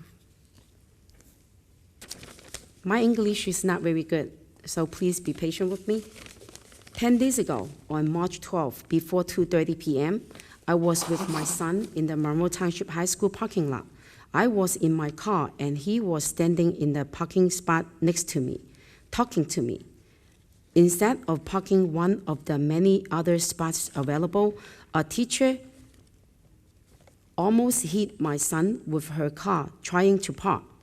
My son told me the car hit him and forced him away. I told the teacher. She said, "Okay, I did this on purpose." On the same day, I emailed both the principal, Robert Goodall, and you, Dr. Kenneth Hamilton. You both told me to go talk to the police. Since the incident occurred on school property, involves a student and a teacher, I believe the school system should take action. I have seen the school's surveillance tape. It doesn't look like my son was hit. My son didn't get injured, but that is not the point. The teacher needs to be reprimanded. When I told her that she hit my son, her first response was, okay, I did this on purpose. That is not the attitude of someone who should be a teacher. The school is not taking this situation seriously. It has been 10 days and still, the school has not taken any concrete action. Do you think this attitude behavior is proper for a teacher, especially towards students in the school where she teaches? If this happened between two students or from a student to a teacher, will you just tell the teacher go file a police report? I believe a student would be suspended already or more. What will you do about this, Dr. Hamilton? Thank you. Thank you, Mrs. Wong. The matter is being investigated. It's being investigated by the police. Once the matter has been reported to the police, our hands become somewhat tied because further investigations by the school sometimes taints their investigation. So we have what's called a memorandum of agreement with the police department in matters such as this, where we agree that we will allow them to complete their investigations. Now, once they complete their investigation, they will share that information with us upon our request. And if we find that the teacher, in this instance, has conducted any misdoing or behaved inappropriately, well, then we would certainly be obligated to take some appropriate action. But our hands are somewhat tied until we get that report from the police, and they are able to review the surveillance tape as part of their evidence. I had the police report today. Beg your pardon? I had the police report today, and they just call her, the teacher, who's this? Thank you. Sanif Kelly. You can't speak to you Sorry. shouldn't call the teacher's name. All right.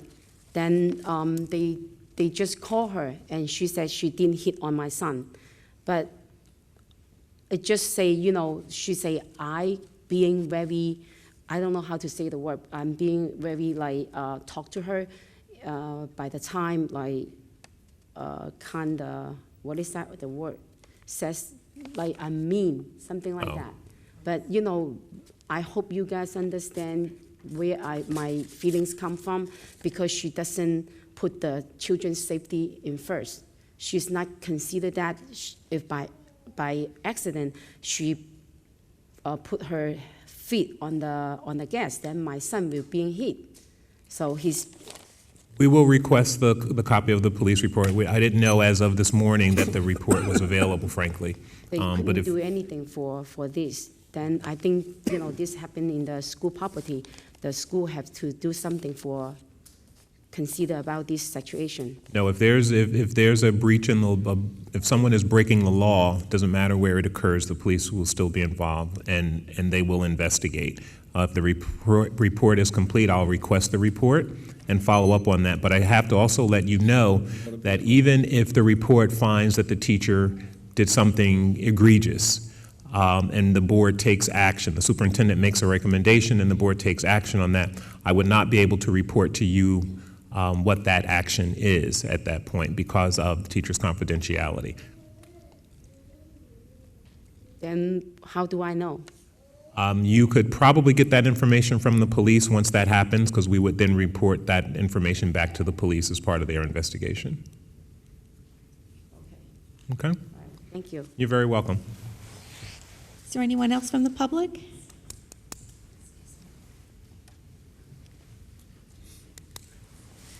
Hi, Karen Rapp, 44 El Dorado Way. Just want to see if there's anything going on with transportation for Oak Tree Applegarth, if there's been a decision made if we're doing one busing or... We had a mock run this week to see how the traffic flow would be. Doug Gillian, our Director of Transportation, is looking at routes right now, and we should have some definitive routes on how that will work very soon. Now, if it is one bus, is there an estimate about how much later the buses would be getting home? We're probably going to end up changing the start time of one of the schools, if not, well, there's no change to Applegarth because that schedule will be new.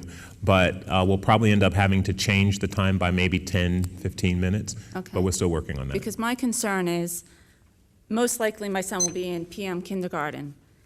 He'll be on the bus close to 45 minutes to an hour, if that's the case. Now, I thought the reason why you guys didn't do the early education, one of the reasons why you voted it down, was because you didn't want the small kids on the bus for that long. No, the board didn't vote down Well, kindergarten. The But parents voted that it was one down. of the concerns, Right. was that the kids would be on the bus for 45 minutes to an hour. Now, if we do this with Applegarth, my son, 5 years old, will be on the bus for close to an hour. I don't know the impact it's going to have on kindergartens, for example, so I'm really not comfortable with commenting on that. But Just by something to think about. Absolutely, absolutely. Like I know in my development, I have 96 homes. Excuse me, we have 2 buses that go through there. One bus could do Applegarth, one bus could do Oak Tree very easily. Because we don't have enough, I don't know even why we have 2 buses. All the kids in one development could go on one bus, and we wouldn't even fill the bus. But just some options, because that's a concern. He'll be on the bus for almost an hour. That's a fair concern. So, thank you. You're welcome. Excuse me. Esther Gregory, 2 Kelly Court. I'm glad to hear that there's talks about the Bass K-RAP program for Oak Tree. Can't wait for that next meeting to hear that. Actually going to talk about curriculum or ask questions about for Applegarth Elementary for the 4th and 5th grade. If we will have a science lab, art classes, and what languages we will have. We'll offer the same programs at Applegarth that we have at our other schools, our other upper elementary schools, Same science labs, if they have that. if they have that, but our elementary schools don't have. They have art rooms, but they don't have science labs. And thank you, Mr. Klein. So now we know where to address our concerns. Thank you.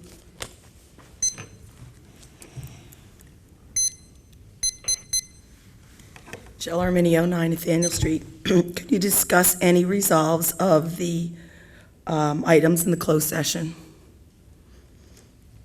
At this time, no, we have not resolved any of the issues. The superintendent's evaluation is an ongoing process. We discussed the framework, and the Oak Tree principal search is dealing with personnel. We can't discuss that. Okay. It is not clear what superintendent's evaluation framework is. Why is that a private matter?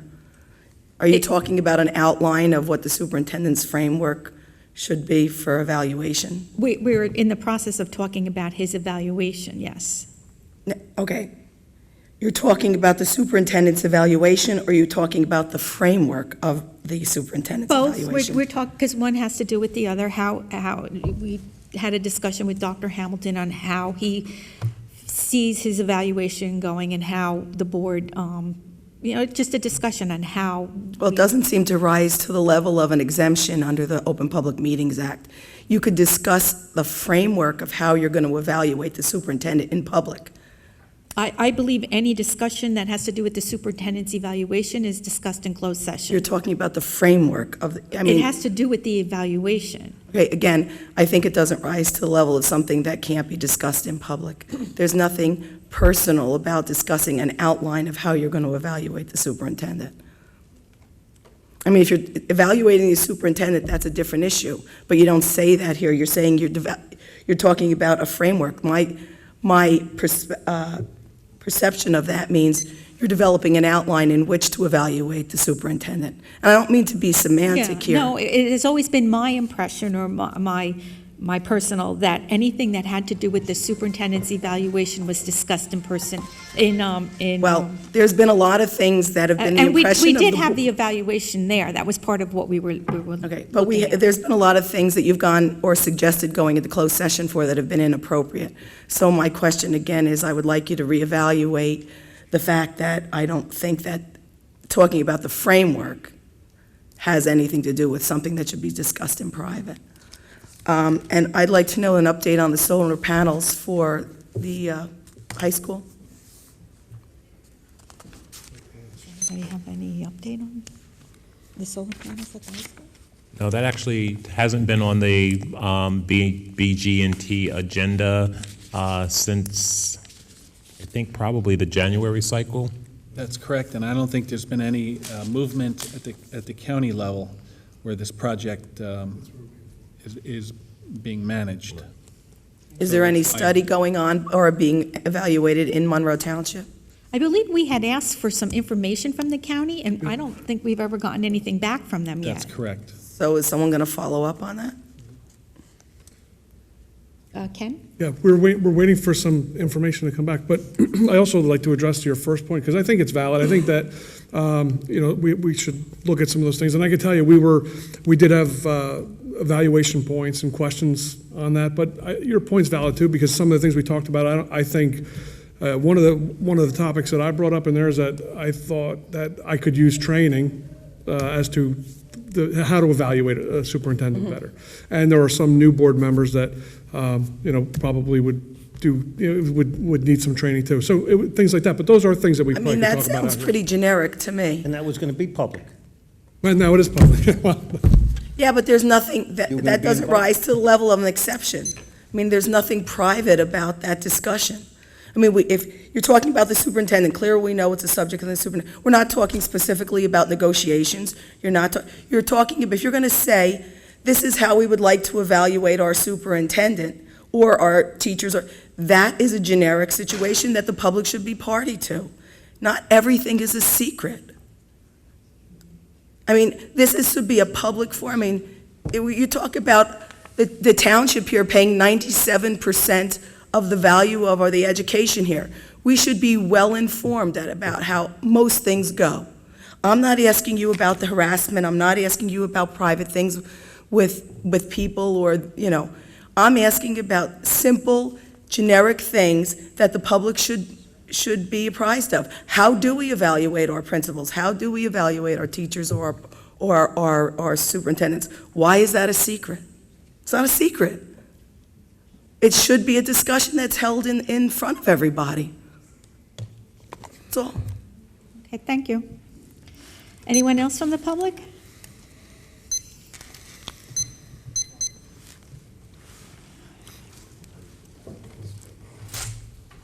Dr. Brian Marcus, Harvest View Drive, talking about the indoor air quality of Applegarth. Mr. Gorman, you had said that there was a letter that went out in 2006 after that report came out, telling the parents that there's a problem with the CO2.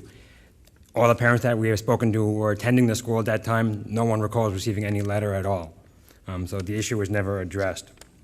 Can we get a copy of that letter if it does exist?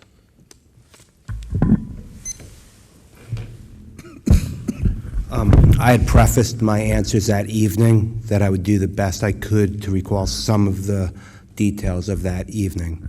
After following up the issues with Mr. Tagg and Dr. Lynch, what I was referring to was the report that you guys had received. But there was not a specific letter out to the public on that issue. So children were exposed to high CO2 levels and no one was made aware of that issue? That is not my, I'm not an expert in the field, so I can't really comment on that piece. So how were the parents notified? I just said I'm not really an expert in that, so I can't really talk on that topic. Of notification? I don't know how to answer you differently. I'm not an expert on the findings, so I can't really speak on the topic of the notification. Okay, so we have a report that says there's high levels of CO2 in the school. It was never retested. Parents were not notified of this. So children were exposed for years, if not long times, of high CO2 levels. We got an explanation from Dr. Lynch about what happened, and the reason it was never tested again was because he explained to us what happened, and then the problem was resolved. How was it resolved? It was resolved because the teachers were turning something off on their radiators that was causing all this CO2. So when they opened their windows and Mr. Tate put fans in, and the problem was resolved. No one was ever sick. There was no ambulance call there. How do you confirm that it was resolved if it was never retested? Well, we have in each one of our schools is an IAQ coordinator, an indoor air quality coordinator. These people have been trained to, if there's any problems that arise, these are the first people in each of our schools that take care of the problem.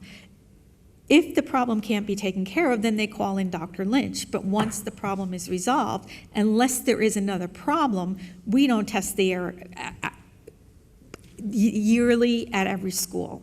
That's what the IAQ coordinators, they get a stipend for. They are the people who check the air quality and deal with the issues and the problems at each particular school. So after 2006, there was no problems that was brought to the IAQ coordinator's attention. You mentioned the fans were repaired. First, we were told that their fans were replaced. The ones that needed to be replaced were replaced. The ones that needed to be repaired were repaired. Okay. You had If a once said teacher decides not to use it, you had once said there was never an indoor air quality problem at all. Now we have a report saying there was. How do we trust that what's going on is the best thing for our children? can you repeat that? You had said at one point that there was never an indoor air quality problem at all. If we're getting inconsistent results from the board members, how do we know if the best thing is for our children is being done? Mr. Chiarella? I don't know if you were here earlier, Dr. Marcus, but I gave my report from the Buildings, Grounds, and Transportation Committee. And CO2 levels are not accurate before the school opens because there's nobody in the room to be blowing off the CO2. So that's a waste of a test. It needs to be done. Well, it's not a waste of a test, because if there are CO2 issues in there now in a standing building, then we know if we have a CO2 problem now that we're going to have a CO2 problem. CO2 comes from people blowing it off. We know that we will have a CO2 problem then when children are in the building. So do you understand why it's important to test beforehand? No, because so we're going to test beforehand, and then we're going to test when the children are in the school. So we're going to do two tests. If we find that there are CO2 levels that are high now before children are in there, that's a problem in my book. I'm not a doctor, but I can tell you that I would be concerned. Right, but it won't be high when there's nobody in the building to breathe off the CO2. So the test it. Once the kids are in the classroom, then it's too late to deal with the problem. You already opened up a new school. And I'm happy that you're recognizing that that CO2 is caused by children exhaling and teachers exhaling. So, and that's part of what they're saying the issue was. Dr. Lynch gave us a report saying that part of the issue was they had everything closed up. They weren't putting on the fans. There was no ventilation. The outside air from the ventilation system wasn't being drawn in, and that was causing increased CO2 levels in the classroom. So, but on top of that, no one got sick. There were no children went to the hospital. We haven't had any reports since 2006 in Upper Garth. There has been no, that I can recall, no issues that have been brought up. You don't go to the hospital when there's high CO2 levels. You have headaches, you're tired, you don't learn well. Right. And that's not reportable. No reports of that. Right, because no one's going to realize why they're having headaches, why they're not learning well. They would if somebody had a headache every day at 2 o'clock. I think that would be reported because that's an issue. If my kid came home with a headache every day from school, then that's an issue. But you wouldn't think of blaming the school. I would think that I would look into everything I possibly could. I'm sorry, Amy. All of a sudden recognize, gee, there must be a problem. You have all these children who are sick, and that never happened. All I can tell you is that if an issue occurs at Applegarth after September when the kids are in school, we will deal with it as it comes. Who's going to be redoing the testing, though? Dr. Lynch. And the IAQ person in the school. Right. Can we have another party coming in, someone who's not being paid by the We don't need to township? have another party. Dr. Lynch has been with us for 10 years, and we trust the work that he does. Right, but he's getting paid by you to do this testing. Can we get a third And I'm going to party? pay somebody else to say that Dr. Lynch, what we're paying Dr. Lynch is fine. Somebody impartial. We'd have to pay them too.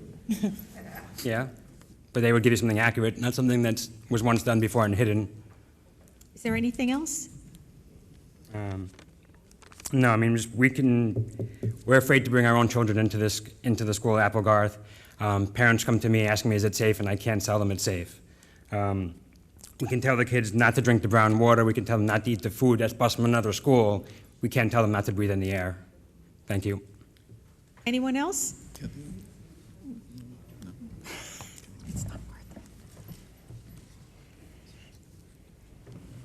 Hi, Christy Skirby, 8 Seminole Court. I just had a question, again, I guess going off of Dr. Marcus. What is the plan for next year? The unit ventilators, as Dr. Gorman said last time, that all the unit ventilator fans were replaced. They were not replaced. We really didn't address the issue from 2006. Teachers were told to open the windows. The teachers were told to put the unit ventilator fans on. In the report by Dr. Lynch, it mentions that the reason the teachers shut the fans off was because of excessive heat. What is going to be the protocol next year at Applegarth? Are the teachers going to be mandated to keep the fans on and to keep the windows open, as the report from 2006 explains by Dr. Lynch? Mr. Gorski? Yes. Just to help with the question surrounding your concern, currently the district has engaged a company, and I believe their name is Dome Tech, to do a retro commissioning study of Applegarth School, and what that is of all the hardware equipment, such as the furnace, such as all the unit ventilators, to make sure that they're up to par, they're operating efficiently, and will receive their recommendations once the retro commissioning study is concluded. The unit ventilators in the rooms are designed to always have a fan propelling fresh air supply from the outside into the classroom. They don't necessarily promote heat. They promote fresh air use. And in the instance that we're talking about here, where the CO2 levels were temporarily and unhazardously raised, it was because there was some contaminant odor that was caused by a teaching staff member, leading to the unit ventilators being shut off. And Dr. Lynch came in and identified that the unit ventilators had been circumvented to remain off when they should be running constantly. And that was addressed and put back on, and Dr. Lynch said there was never a health hazard.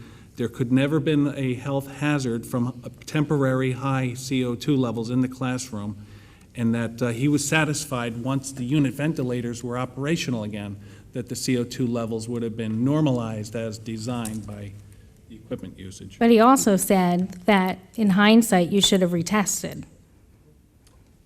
to make sure that the problem was corrected, correct? He said that at the Buildings and Grounds meeting, right? I don't recall that. Anybody on Buildings and Grounds recall that he said it probably should have been retested? Not that I recall. What I recall him saying was that he didn't feel that it was a hazard at that point, and that the reason that what Mr. Gorski's talking to is that and correct me if I'm wrong, but the janitor was spraying Lysol. No, that was only in one room. No, and through the ventilation system, and it was going through the whole According to school. Dr. Lynch's report, that was in one room. Teacher?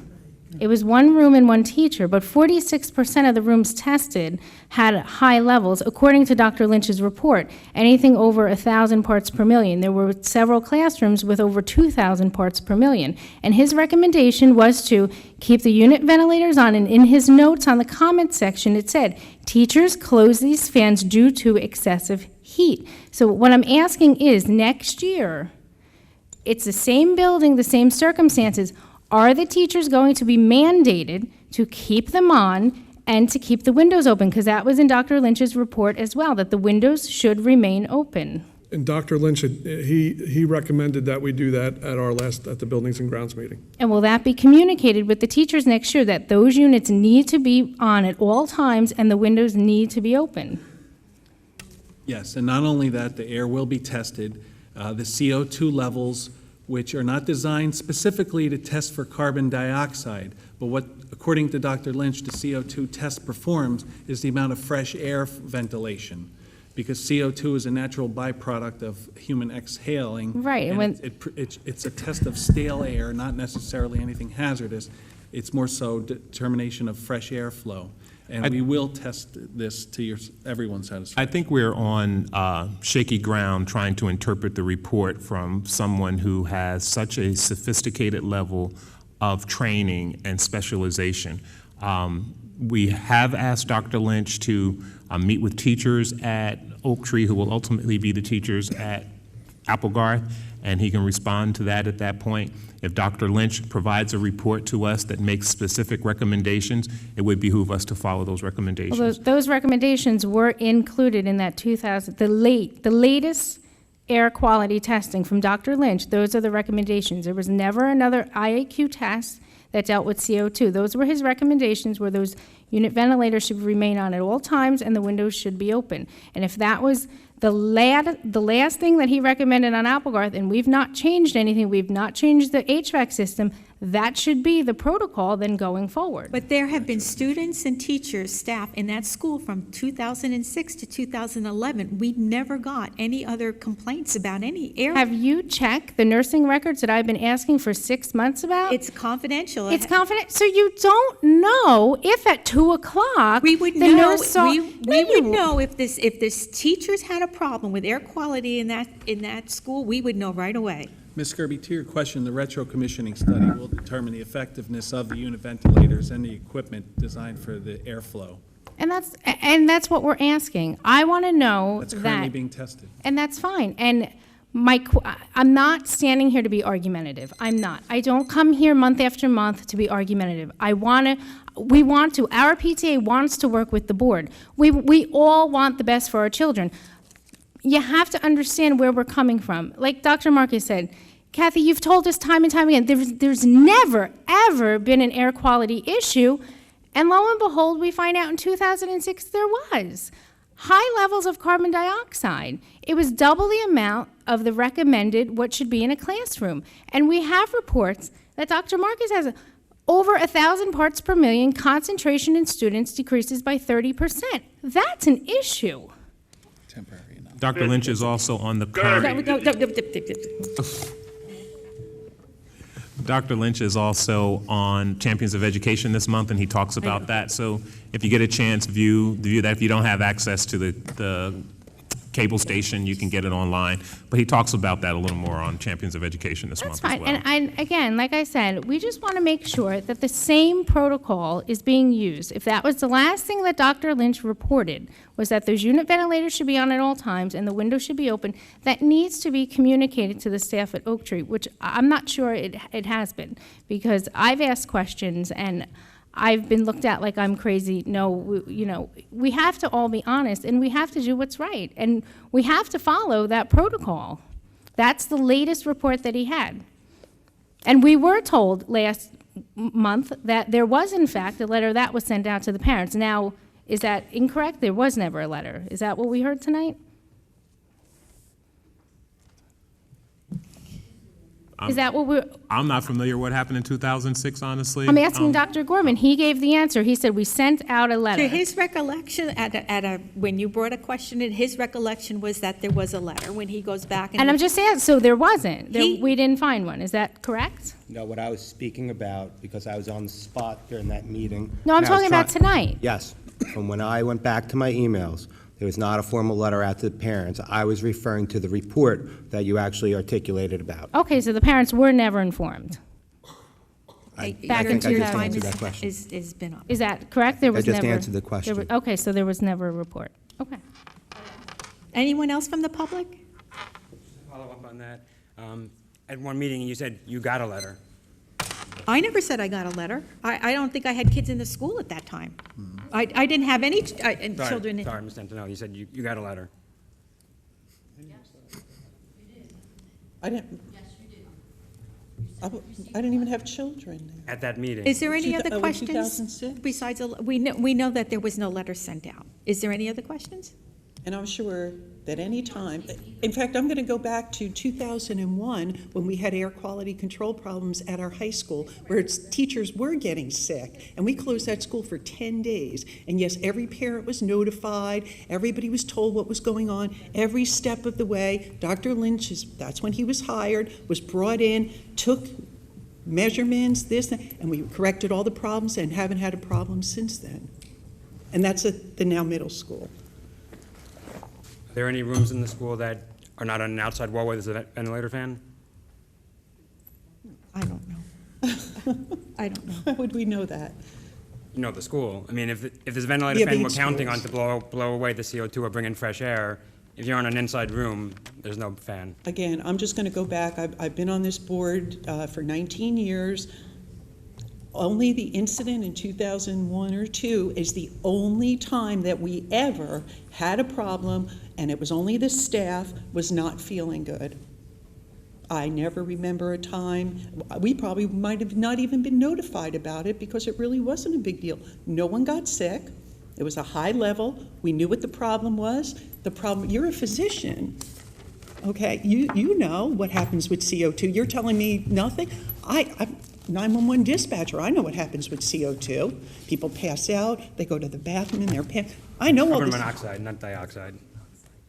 Okay. Isn't it the same? Isn't No, it similar? not at all. Okay, but you're telling me people don't get sick from You it? die from carbon monoxide, you Okay. don't die from carbon dioxide. Okay, but do they get sick From what? from carbon dioxide? Is there any other Okay, questions? they can, but no one did.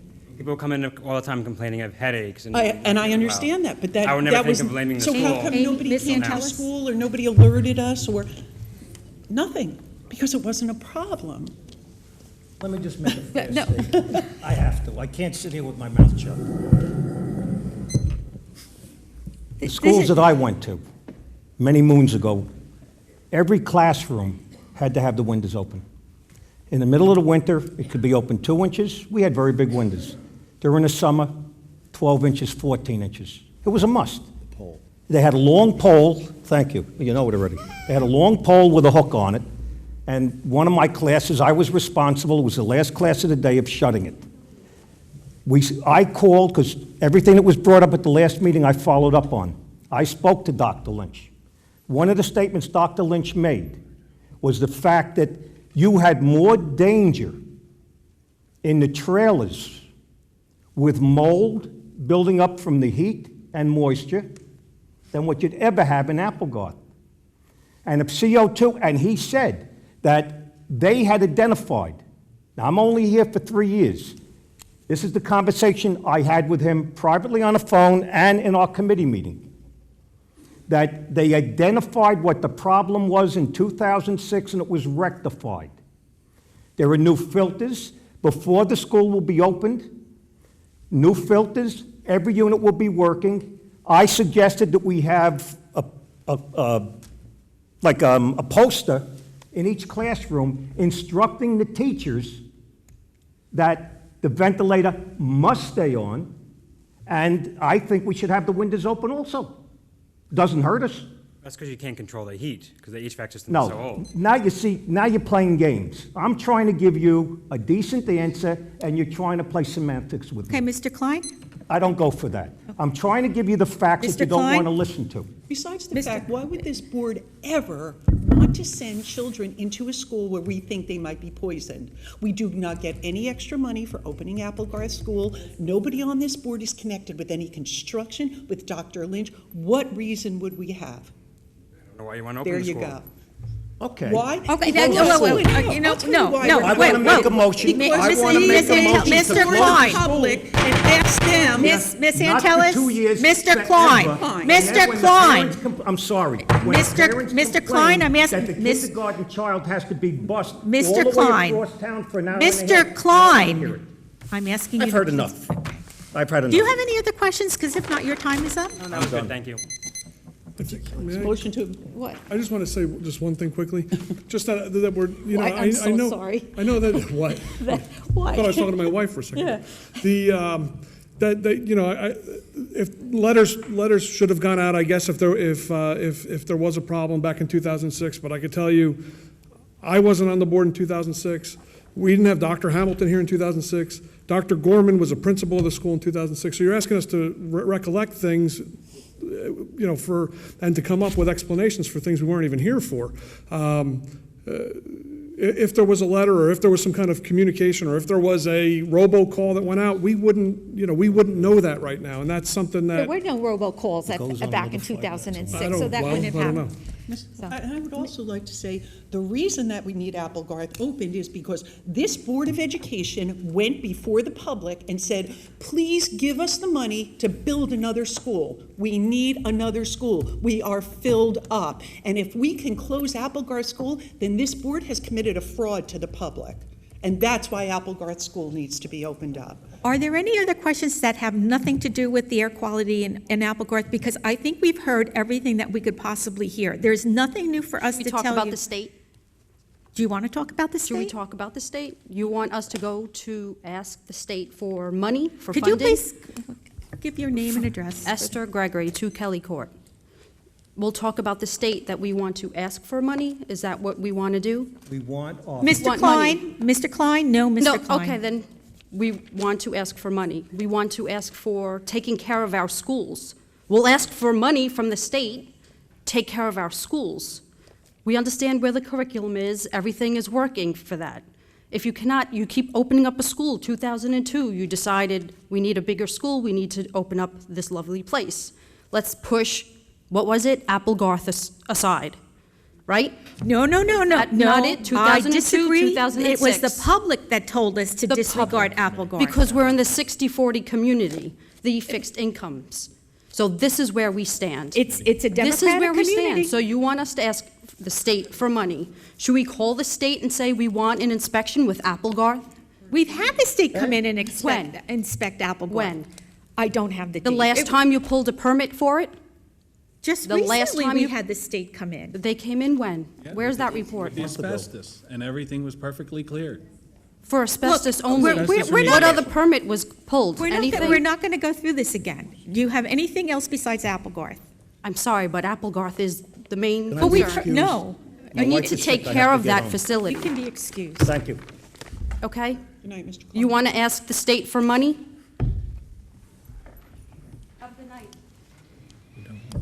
Shel Arminio, 9 Nathaniel Street. I am compelled to get up once again. The thing that gets emotional from members of the board is when they say, does anyone think that we want to hurt the children? Well, let's get real. Of course not. But that doesn't mean there are members of the board that are not ignorant of the facts, that there are members of the board that don't pay attention to certain things. We know that no one's trying to hurt the children, but neglect can hurt the children whether you mean to or not. So let's not throw out that ridiculous rhetoric about hurting the children. No one is intentionally hurting the children, but neglect of the facts, not being aware of things, not following up on certain things can hurt the children whether you mean to or not. So let's get over the emotional stuff and do the right thing for the children by paying attention to things, by getting expert advice, and by listening to the parents who have very legitimate reasons instead of dismissing them, disregarding them, and disrespecting them. Because if you do that to the parents, you're doing that to the children of this community. Thank you. Anyone else from the public?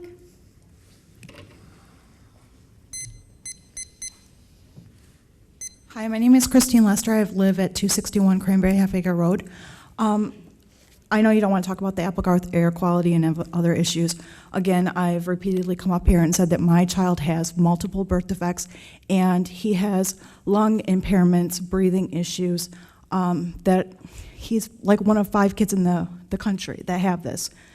Am I going to be excused from sending my child to Applegarth until all these levels are sufficient enough to say that the #1 pulmonologist in the country says that my child can attend? Now, I know that most of the kids haven't had issues, and I know Amy keeps saying that, but in my child, it means life or death. So I can come up here, and I've said repeatedly, I come up here, there's back talk, there's rolling eyes. I have a legitimate concern about lead, about air quality, about mold, about the water quality. It means my child's life. I am fighting day after day after day, taking him to Children's Hospital of Philadelphia, researching, doing anything. I just want to know that it's safe. I worry about my daughter too, but I really worry about my son because he gets one little particle of asbestos or lead or anything, and he's done. And it's not something to push aside. It's something I am fighting for my child's life. So if the O2 levels are going to be checked now, and when the school opens, is there any disclaimer that excuses my child from school until those levels are proven safe? My child misses school from surgeries and things of that nature, and they're pushing for homeschooling, all that stuff, even though it's academically. I don't want him to miss any more school, but if it means his health, I have to. Well, if your child hasn't been assigned a case manager, that's certainly something that should be resolved at the case manager level, including perhaps a revision to the IEP and/or development of a 504, which would provide the necessary accommodations for a youngster who who needs accommodations in order to be able to be appropriately educated. And he has that. But my issue is I want him to be as normal as possible.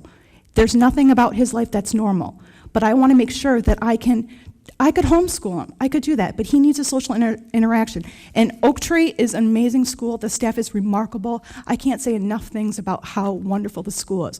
But I'm concerned about his safety. He needs to be among peers. And I don't want to put him in another school, but I need to know that he's safe.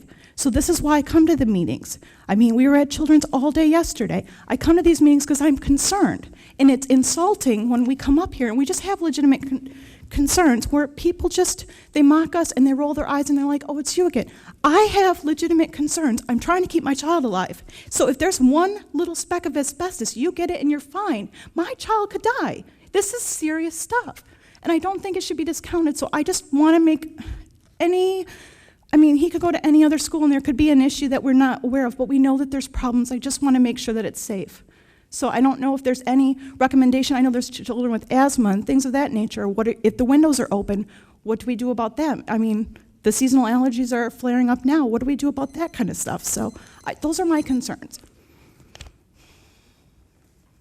I don't know if you can address any of them or not, but... It sounds like your case may be very, very specific, and I don't know this is appropriate arena for that, frankly, and I don't have enough information to give you an intelligent response to the kind of environment that's most appropriate for your youngster. But I don't want him... The thing is I want him to stay with his peer group of teachers and his classmates. They are remarkable people, but I want to make sure that the setting, that we're not rushing this prematurely. That's been my concern from the get-go. I have so many other things to do. I need to do his therapy tonight. I need to do his medicine, but I'm here just wanting to ask questions as a parent, because if I email, I'm not really getting a response. And I know that you guys are just board members. You're not scientists and this and that. You guys are doing the best you can, but we have legitimate concerns, and it's just not something that we can fix later. If something happens to him, there are repercussions. And I know it's just, I'm talking, in regards to my child, but there are other children that have compromised immune systems like my child and things of that nature. It's one thing. It's just something we can't undo it if it's been done. And that's my only concern. And I just really hope that the board can really listen to this. We do this repeatedly. I'm not trying to, bombard you with questions or, be anti-Applegarth. That's not my situation. I just want to make sure it's safe. And if it's not safe, keep the kids at Oak Tree and make it safe. Bring it up to code, everything.